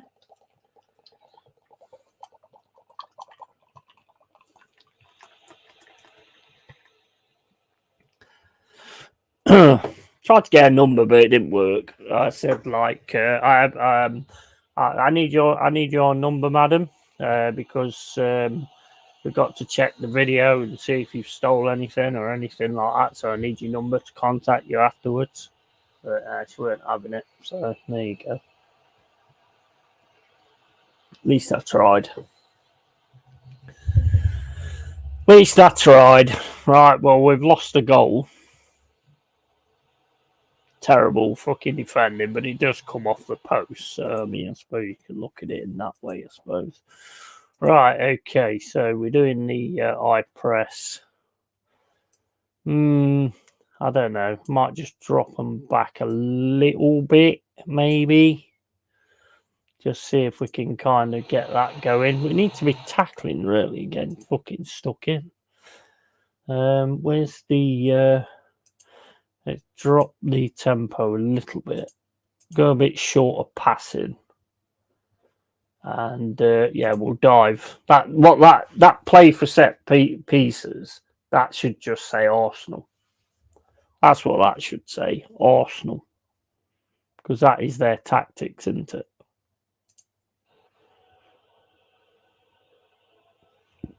It should say Arsenal tactics.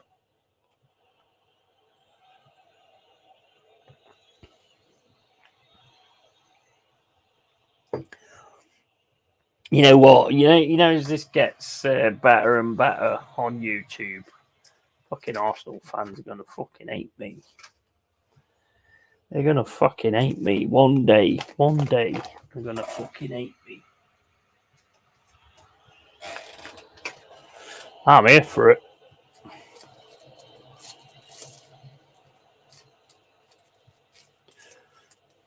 Oh, that looks decent. Pull it back round, smack it to Dominguez. Oh, man.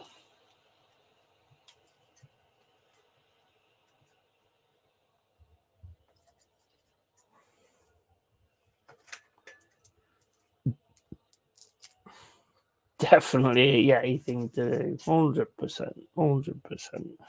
Always keep it real, guys. Always keep it real. Do you know what? One thing I would say, I mean, I'm not a massive YouTuber, as you know, but one thing I would say is, regardless of like your views or anything like that, like when you're doing like the honest opinions and thoughts and stuff like that, regardless of the views or anything, just if you enjoy doing it, keep doing it. Just keep doing it, man. If you don't enjoy it, don't do it. There's no point. But if you enjoy doing it, just keep doing it. I enjoy doing the review thing. I've known a lot of like reviewers. I mean, one of my mates is bigger than most tubers I know. Subs wise, got 300k or whatever. So well, I mean the ones that I like personally, but don't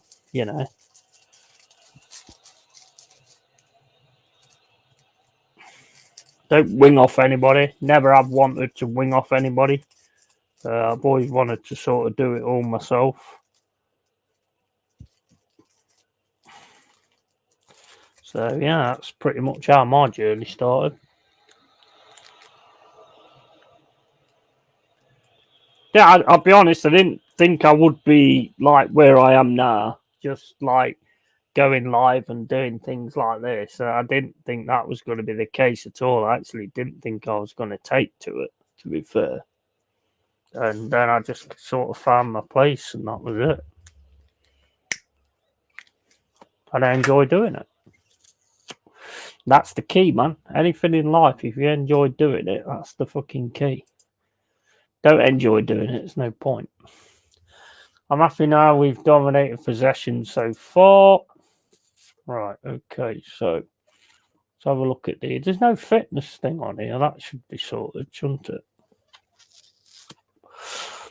So do that. Go into the tactics. Let's have a look. I'm thinking of, because I've not really done this yet, so I'm going to actually do this. I think I'm going to basically go 3 at the back. I'm going to put Niakate on.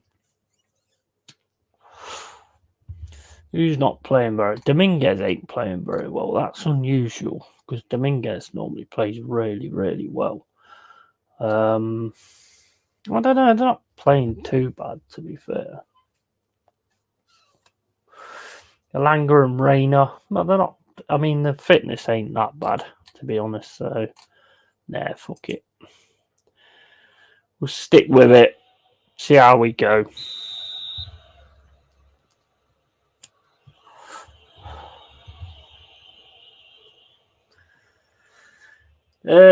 I would have said, I'm sure I'll bash you up in the room. Yeah, you can't really do that, mate. You can't really do that, unfortunately. And definitely a Yeti thing to do. Yeah, 100%. 100%. But yeah, I mean, if you want any like advice on sort of starting a YouTube thing or anything, there's a StreamYard link down the bottom. If you click that, you know, you can get on StreamYard. You can do a lot of it free, to be honest. I mean, most of the stuff I do is free. You know, I've got a thing called Canva, which basically is what I use to make my thumbnails. Which if things, yeah, it's getting there. Nice one, Elanga. Which basically, if things do go well, then I will probably pay for that because it is a really good fucking service. It's really good service to give it you free as well. Then you got flexi clips that I use to make the intros and stuff. That's a really good system as well. StreamYard will let you stream 20 hours, I think it is, a month for nothing. So that's really good as well. You do your private streams for free. So yeah, I mean, you can sort of give it a try, see how it is. The one thing I would say to anybody though, you've got to have a thick skin. You've got to be able to, because you are putting yourself out there, so you are going to get criticism and things like that. So you've got to have a thick skin and be able to deal with that kind of stuff. I wouldn't like to put anybody in a position where they can't handle it and they're going to, you know, crazy things are going to happen with them and stuff like that. But yeah, like I say, I'm not a massive YouTuber, not in any strength of the imagination, but I would help anybody out if I can. I'd help anybody out money-wise as well if I could. If I was in that kind of situation, I would.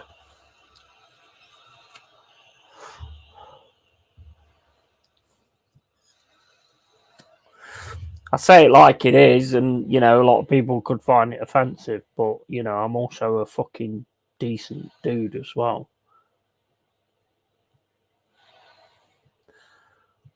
One of those loyal kind of people that if I've got your back, I've got your back, and that's it.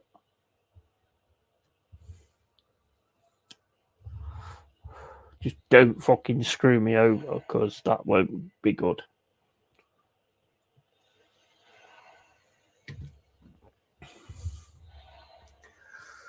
Right, I'd have died if you did what I said in my earlier comment. Mate, when I was on customer service, I nearly ended up having a fight with a few people. Quite a lot of people, actually. fucking one guy, oh my days, worked in the post office. Came in, said the sort of, he was a dickhead anyway. That's why they sort of said, you go and deal with him. I want to see this sort of thing. So I went out and dealt with him. I went, what seems to be the problem? And he says, oh, my PC's not working very well, and I only bought it the other day. I went, okay. I says, all right, and fair enough. I always treat people the way they treat me. So I turned around to him and I says, have you put any software on it? Have you put anything on it? And he went, of course I put software on it, you dickhead. And I went, all right then.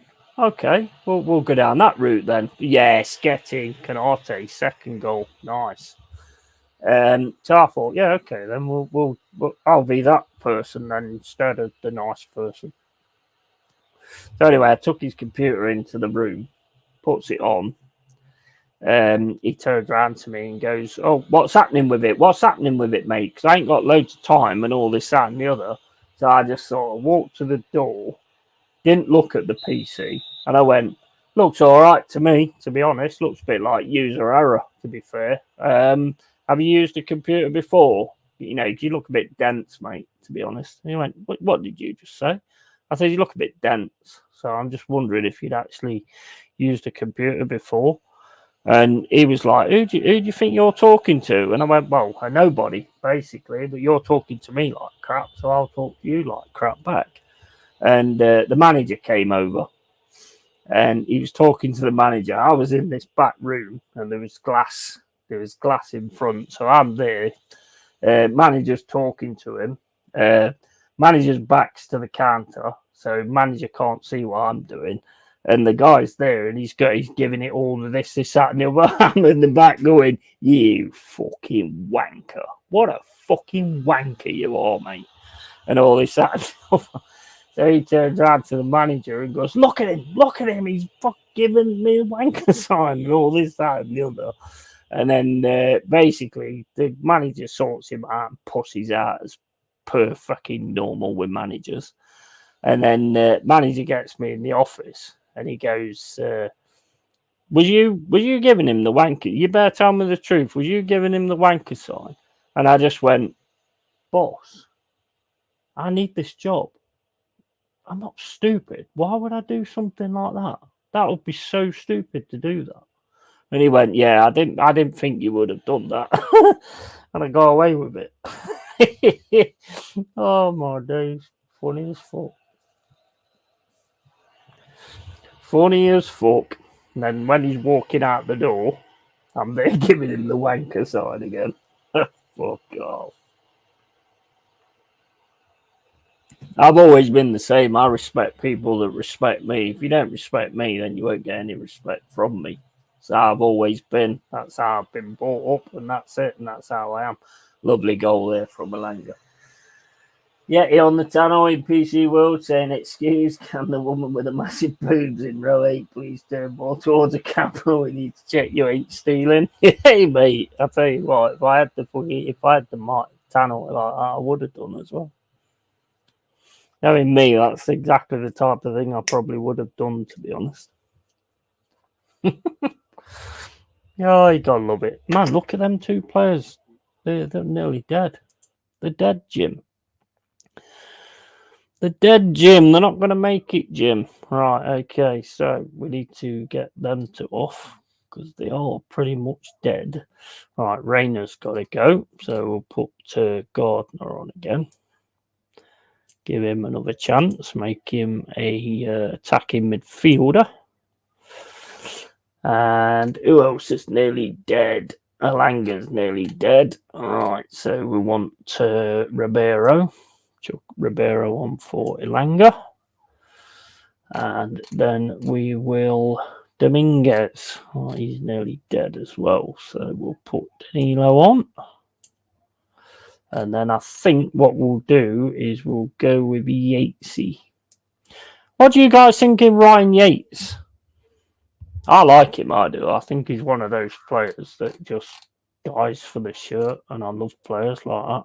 Right, Montiel needs to come on for Williams. And then we'll bring Toffolo on for Aina. Anybody else? Like the others aren't too bad. They're like hanging on by a thread. They're hanging on by a thread, guys. That's all right. Well, you don't mean you're dead, does it? So if you're hanging on, you're hanging on. So I'll go with that. Right. Okay. What's that say? No to. Oh, I've pressed the wrong button. Right. Okay.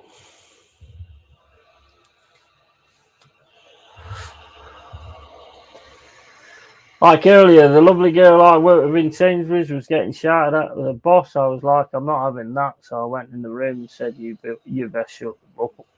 Big man to a young girl. He weren't my boss, so it didn't matter. No, I've seen a lot of that kind of stuff. It still goes on. Oh, he's got a red card. He's off. Cheerio, cheerio, cheerio. He's gone. So now we're up against 10 men. We get a corner. Game's nearly over, and then I'll be dropping the stream, guys. Been awesome. Been absolute awesome fun. Cheers for dropping in while I'm just playing this game. Appreciated massively. He weren't my boss, so it didn't matter. Mate, I've had so many fallouts with bosses. It's unbelievable. Because it just bugs me. Because basically, I always used to be treated like the other people that worked there and all be turning around and saying, "Oh, you know, I'm sick of this, I'm sick of that, I'm sick of the other," and they'd tell me because they know I'd do. Oh, you twat! Oh, good job he hit the post. So they'd tell me because they know I'd go straight to the boss and say something to them. It's like my mum always said, you're like you should have been a union man because it's like the thing is they load the bullets and you fire the gun, you know. If I probably would have learned a bit more from that and just instead sort of gone on my own instincts and dealt with shit that was fucking me over instead of these twats.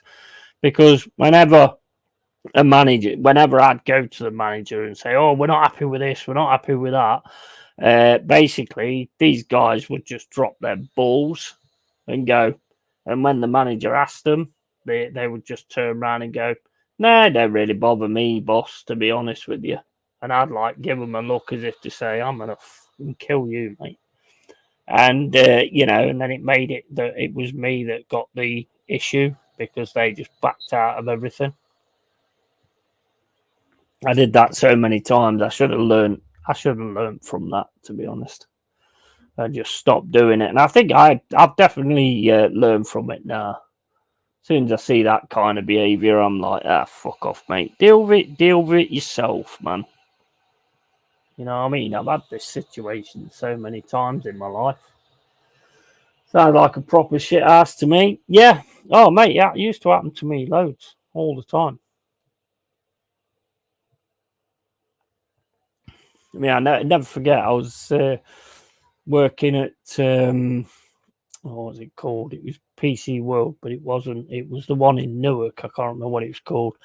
And I got trained on the forklift. How the hell I passed that forklift test? I'll never know because I crashed into fucking everything, and they still fucking let me through. Honestly, I did that assault course, and I just fucking crashed into everything, man. Well, I can't. The engineer bit, I can't remember what it's called now. Know-how, that's it. Know-how. And I honestly doing that to pass the forklift test, I crashed into everything on that assault course. Everything. I knocked everything all over the fucking place, and they fucking passed me. Yeah. And then I had to, and then they passed me, so I was able to sort of use it. The manager never wanted to put me down there, so it was like, what the fuck is the point in me even being on this? And I mean, I got more money for it, obviously. And basically, the way it worked, you had this like platform, yeah, and you had a reach, and you had to go right up, get the pallet, yeah, pick it up, get it, and then drop it down. Because if you tried to turn with it up in the air, that was it, fucking done. So you had to do that. First time I did it, I got the pallet stuck in the actual platform and nearly ripped the whole fucking floor up. Oh my days. Yeah, nearly ripped the whole floor up. I mean, I got back on it again, and then basically what happened was I was driving around and the alarm went off. So I went and parked up as you're supposed to, and all this, that, and the other. And then the alarm, then it was given the all clear. So I starts driving back down the warehouse, and this fucking door starts coming down. I didn't see the fucking thing. I was watching for anybody walking into the road and stuff like that, and I went straight through this fucking door, this shutter door. And I says to him, "Well, what? Why is that coming down after the all clear's been given?" You know. And the boss turned round to me and he says, "Right, you're suspended with pay." And he basically, the boss turned around to me. He says, "This is like a fact finding to see what happened and how things went, you know." And he basically turned around to me and he said, as I was getting suspended, he says, "I just want to let you know you can't like appeal the decision." And I was like, "What decision? This is a fact finding." So you've already made your mind up then, basically. So I just thought, well, fuck it then. I'll just go home on full pay and just fucking ignore it. You call me in whenever you want to, and I'll just keep getting paid for fuck all. Screw you, twat. And I absolutely nailed them as well, because I took my phone in. And I went for a break and I left my phone recording. Yeah, because he had this guy taking the notes, so I didn't get on with anyway. So I left my phone recording all the conversation and some of the stuff that was said, because when someone takes the notes, they're not supposed to have any input in what's going on. And I got it on my phone, and the guy's turning around and going, "This guy's a problem. He's always been a problem. We need to get rid of him," and all this, that, and the other. This is the guy that's supposed to be taking the notes. So basically, that happened, and I got that all on thingy. Then the health and safety guy come in, who I'd never even saw on the day. Yeah, he turned around and he says he's got no remorse. He don't care about it, and this, that, and the other. It was absolute bollocks. It all stitched. It was completely stitching milk, totally stitching milk, and I got it all recorded. But you can't use that as evidence. Can't use that as evidence. I actually got the all the audio and everything of the way that meeting went when I walked out the room, and it was obvious I was getting stitched up. But there's nothing I could do because I couldn't afford like a lawyer or anything like that. If I could, I'd have fucking screwed them. And the thing is, I weren't insured anyway, so they would have been fucked. So that's why they got rid of me. That's exactly why they got rid of me. And the security guard did what security guards do and went, "Oh, well, no, we didn't actually send out this, that, and the other." It's like, well, no, the button to shut that door must have stopped. And I said, "Well, I tell you what," I said, "I'll go, but you need to sort that fucker out, because if something happens in this factory and somebody's trying to fucking escape through that door and the fucking door's coming down at the wrong time, you're going to be responsible for somebody's fucking life on your hands." And they just went, "Well, that's not your problem now," and this, that, and the other. I was like, "You fucking bunch of wankers, man." Oh, we've lost Callum Hudson-Odoi. It's only 1 to 3 days though. Right, so we've basically got another friendly with Fiorentina. I'm going to save it now anyway, and probably chat for a little bit maybe or something. I don't know. But yeah, so I mean that was kind of the way that went, and all throughout the store, all you could hear is the forklift reversing and then stuff falling over. Staff was saying, "What's that banging, man?" He says, "That's just Yeti out back." Yeah, mate. Honestly, I got totally fucking nailed there. I mean, I even had like a union guy, but he was a waste of time. He was on the fucking payroll anyway, so he didn't care. Look, I admit totally to the fact that I should have saw that door coming down. 100%. That's me. That's on me. 100% on me. But the fact of the matter is, fair enough, but that door should not be coming down after the all clear is given. You know, I mean, it's my fault. I accept responsibility. I ran into the door, fucking just didn't see the bastard, and fucking ran into it. So there you go. Just the way it goes, isn't it, mate? Pure fucking stitch up. 100%, man. They knew what they was doing. Anyway, guys, been awesome. Thank you, everybody who's been in here to watch Football Manager. I mean, I will be making this a Football Manager episode 1 video because it's not really been the pub, to be honest with you. But so I will be carrying on with it. Hopefully getting to the season at some point, and if we can, then we can probably sort of sort it out to get playing in a league with Jez as well.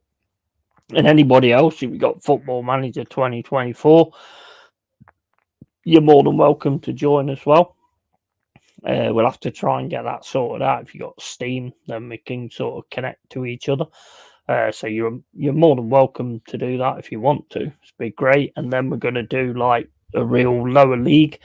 Plan is, me and Jez are going to create our own teams, and try and build our legacies instead of like having Forest and Arsenal. Jez will probably be called the Gunners team, and I'll probably be called the Reds or something like that.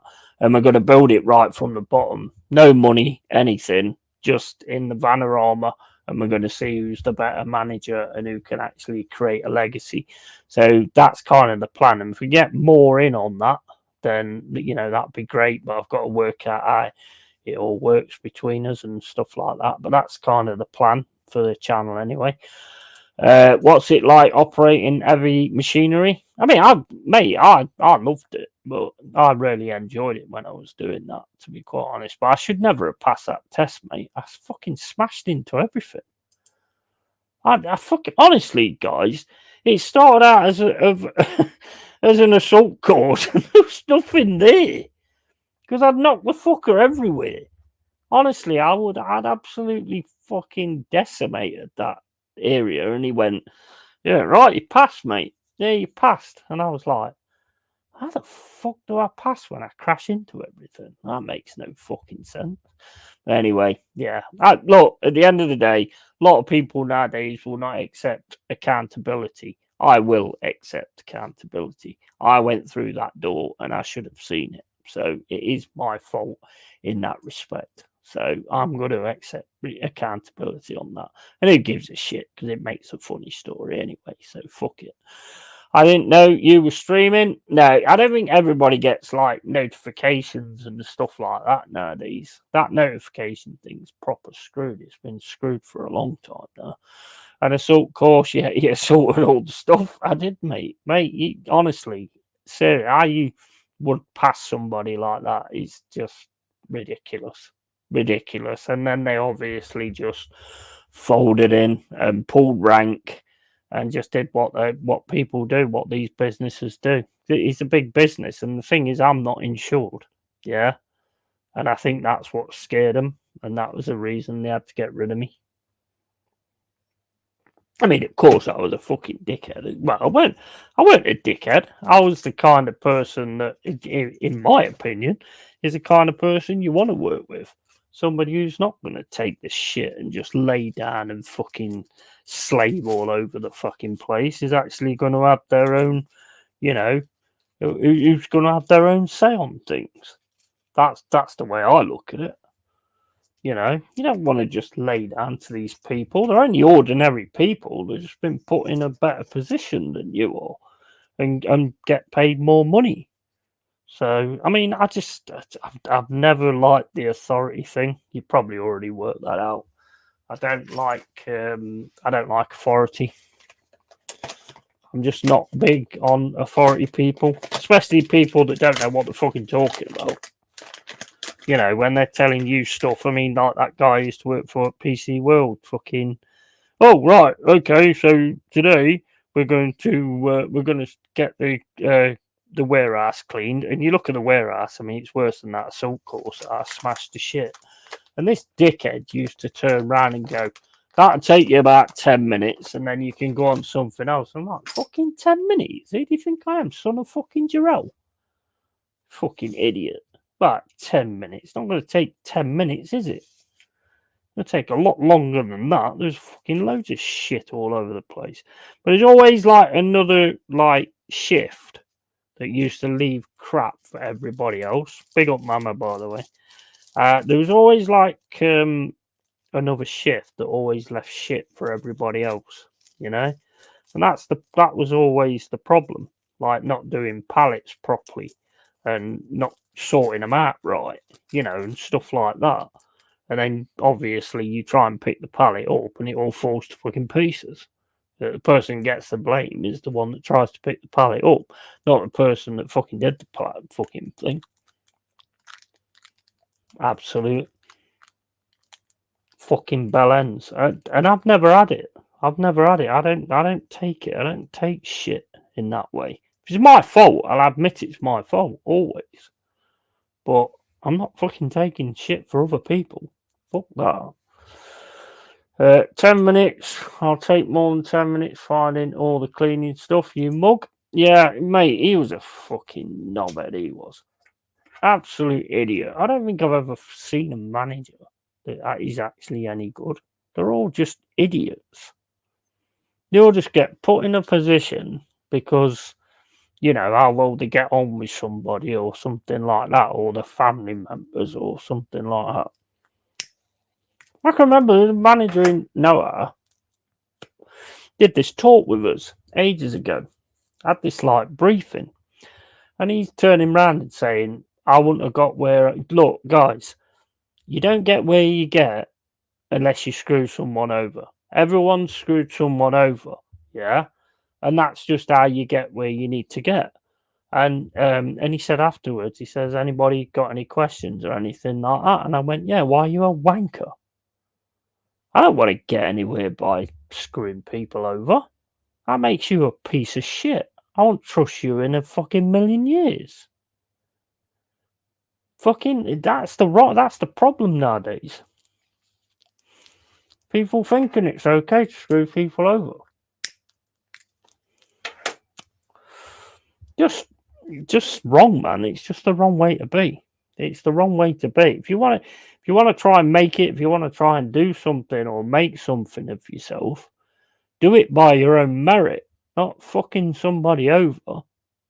That's just that's not the Yeti standard, I'm afraid. That's not the Yeti standard at all. I'd rather make it, because the thing is, I don't know about you guys, but I'd always know how I did it, and I would always find it difficult to live with that. And I'm not a massive big money person anyway, so it's not about I did screw that person over, but you know what? I've got a nice fucking Lamborghini, a Maserati. Let's say a Maserati. I've got a nice fucking Maserati in the car park, and I wouldn't have that if I hadn't screwed that person over. No, I'd always have that on my mind. I'd always have that on my mind. That what I did to somebody else to kind of get where I got, and I think that's what makes me a credible person. Because I'd never do that. I'm just not like that. I'll stick by the people I know deserve it, and I'll fuck over the people I know don't. I don't mean fuck over in that way. I mean, I will not respect them at all. They'll never get my respect, and I'll do everything I can to make sure everybody else knows what a piece of shit they are. Because I think that's the whole point in life, to be honest. We all wonder who the pieces of shit are, you know, and we don't know who we can trust and stuff like that. So when you find people you can't trust, like for one, Taib, yeah, I'll put it out there right now, and I've said it before, yeah, Taib trying to do like a fucking GoFundMe and sending it to me saying he needs help with his gas and electric and all that kind of stuff. Like, we're all struggling, mate. And then saying it's a mistake and he did it by accident. Get the fuck out of here. He didn't do that by accident. You can't set up a GoFundMe by accident. You know what you was doing. You're trying to make out you're a fucking friend and a good person, and then trying to rip people off. You're trying to scam people, and I won't have that. Never. And that's why I booted him from this fucking channel. And he'll never get anywhere near it again. No respect for that. No respect for that. I don't have fuck all, but I never fuck anybody over to get something. It's not the way I work. Never will be. Yeah, agreed. Better to sleep well than like live with screwing people over. Exactly. Exactly. He's fucking absolutely spot on, Bargav. Absolutely spot on. The thing is, you've always got to live with your conscience. Yeah. And the problem nowadays is people find it very easy to live with their conscience when they do shit stuff. I don't. I'd sometimes even look back at some of the things like things I did, like just silly little things that I did when I was a kid, and I think, man, what did you do that for? That weren't fucking right. Do you know what I mean? I still do that now, so I'd certainly never repeat those mistakes because I know how it makes you feel. I'm a straight up fucking human being. Well, I mean, humans probably pushing it a little bit, but I'm a straight up person, and I'll always be honest in that respect. Never been any different. Never will be. Doesn't matter whether I'm on here. Doesn't matter whether I've got a platform. Doesn't matter if I got a fucking if someone all of a sudden turned around and went, oh, I've seen you on streams and I want you in this movie, but in order to be in this movie, you've got fuck over jazz, you've got fuck over there. I'd be like, no, go fuck yourself. No, fuck off. And that's the biggest problem because a lot of people on YouTube have been like that and are like that. Yeah. So every YouTuber gets looked at the same. So me saying this probably just falls on deaf ears, really, because I'm probably just another one that's talking this and then probably going to make a different decision down the line at some point. Nah, never going to happen, guys. I'm 51 years old. I don't give a fuck about any of that. I don't give a fuck about money. Never give a fuck about any of it, to be honest with you. Give a fuck about being a decent fucking person, a decent human being, and that's what matters to me. That's 100% what matters to me, nothing else. How do you click the setup donation page? Mate, we are all struggling with money now. Everyone is. You don't see me going around begging people for money. Fuck that. Exactly. And like I say, you don't do it by accident. I'm sorry. You don't set up a GoFundMe. You've got to register. You've got to do all these things. I mean, I've been done by it. I've been done by it when I used to be on Second Life as a DJ. And somebody, and this is the depravity of what people will sink to. Yeah. There was a DJ there, and they made out that he'd been killed in a house fire in the States. Yeah. And they got loads of people to put money into the GoFundMe and all this, that, and the other. You know what? They've never collected it because they've been found out. They've been found out, so it's never been collected because they've done it quite a lot of times. I mean, what kind of person does that? What kind of person all of a sudden, gets loads of friends and all that lot and becomes a real good friend of everybody and then sets a story out that one of you's been killed and can you pay money towards this, that, and the other? It's just scum behaviour, man. I can never be that kind of person. Never. Even only at 23, I look back at things I've done before and looked at shame on some of them, which is all about growing to be a better person, learning from those mistakes. Exactly. 100%. And I wouldn't say anything that I've done has been, massively bad or anything like that.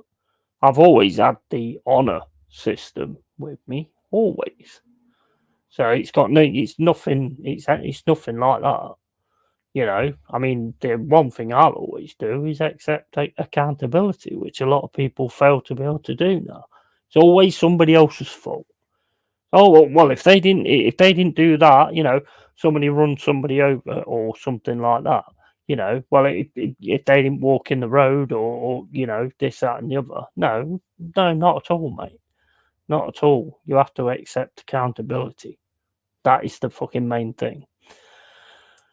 Same here, never done anything massively bad, but I just think, right, I won't ever do that. Yeah, that's how you learn. That's how you learn, mate. Fuck around, find out, which is what I call it, and what I've always called it, you know? And you just got to be a decent person and, you know, and be decent to people who are decent to you. Don't be decent to anybody who ain't decent to you, because that ain't right anyway. You know, if somebody's an arse to you, then be an arse to them. If someone treats you like a fucking dick, treat them like a fucking dick. I'm 100% behind that. 100%. If anyone sits here and says I've made a mistake, bollocks. Yeah, exactly. Exactly. Right, anyway, guys, I could go on for fucking hours and hours and hours into the fucking middle of the night, into the middle of the morning, going on about stuff like this, but I'm going to drop over and watch a bit of Good, Bad, and the Ugly. Although they might have done that, I don't know, probably not. But anyway, big up to all of you. Thank you, everybody who's been here. And as I've always said, and you'll always hear it on here, keep it real, keep it yay, all the time. One more thing, I got them totally wrong way around.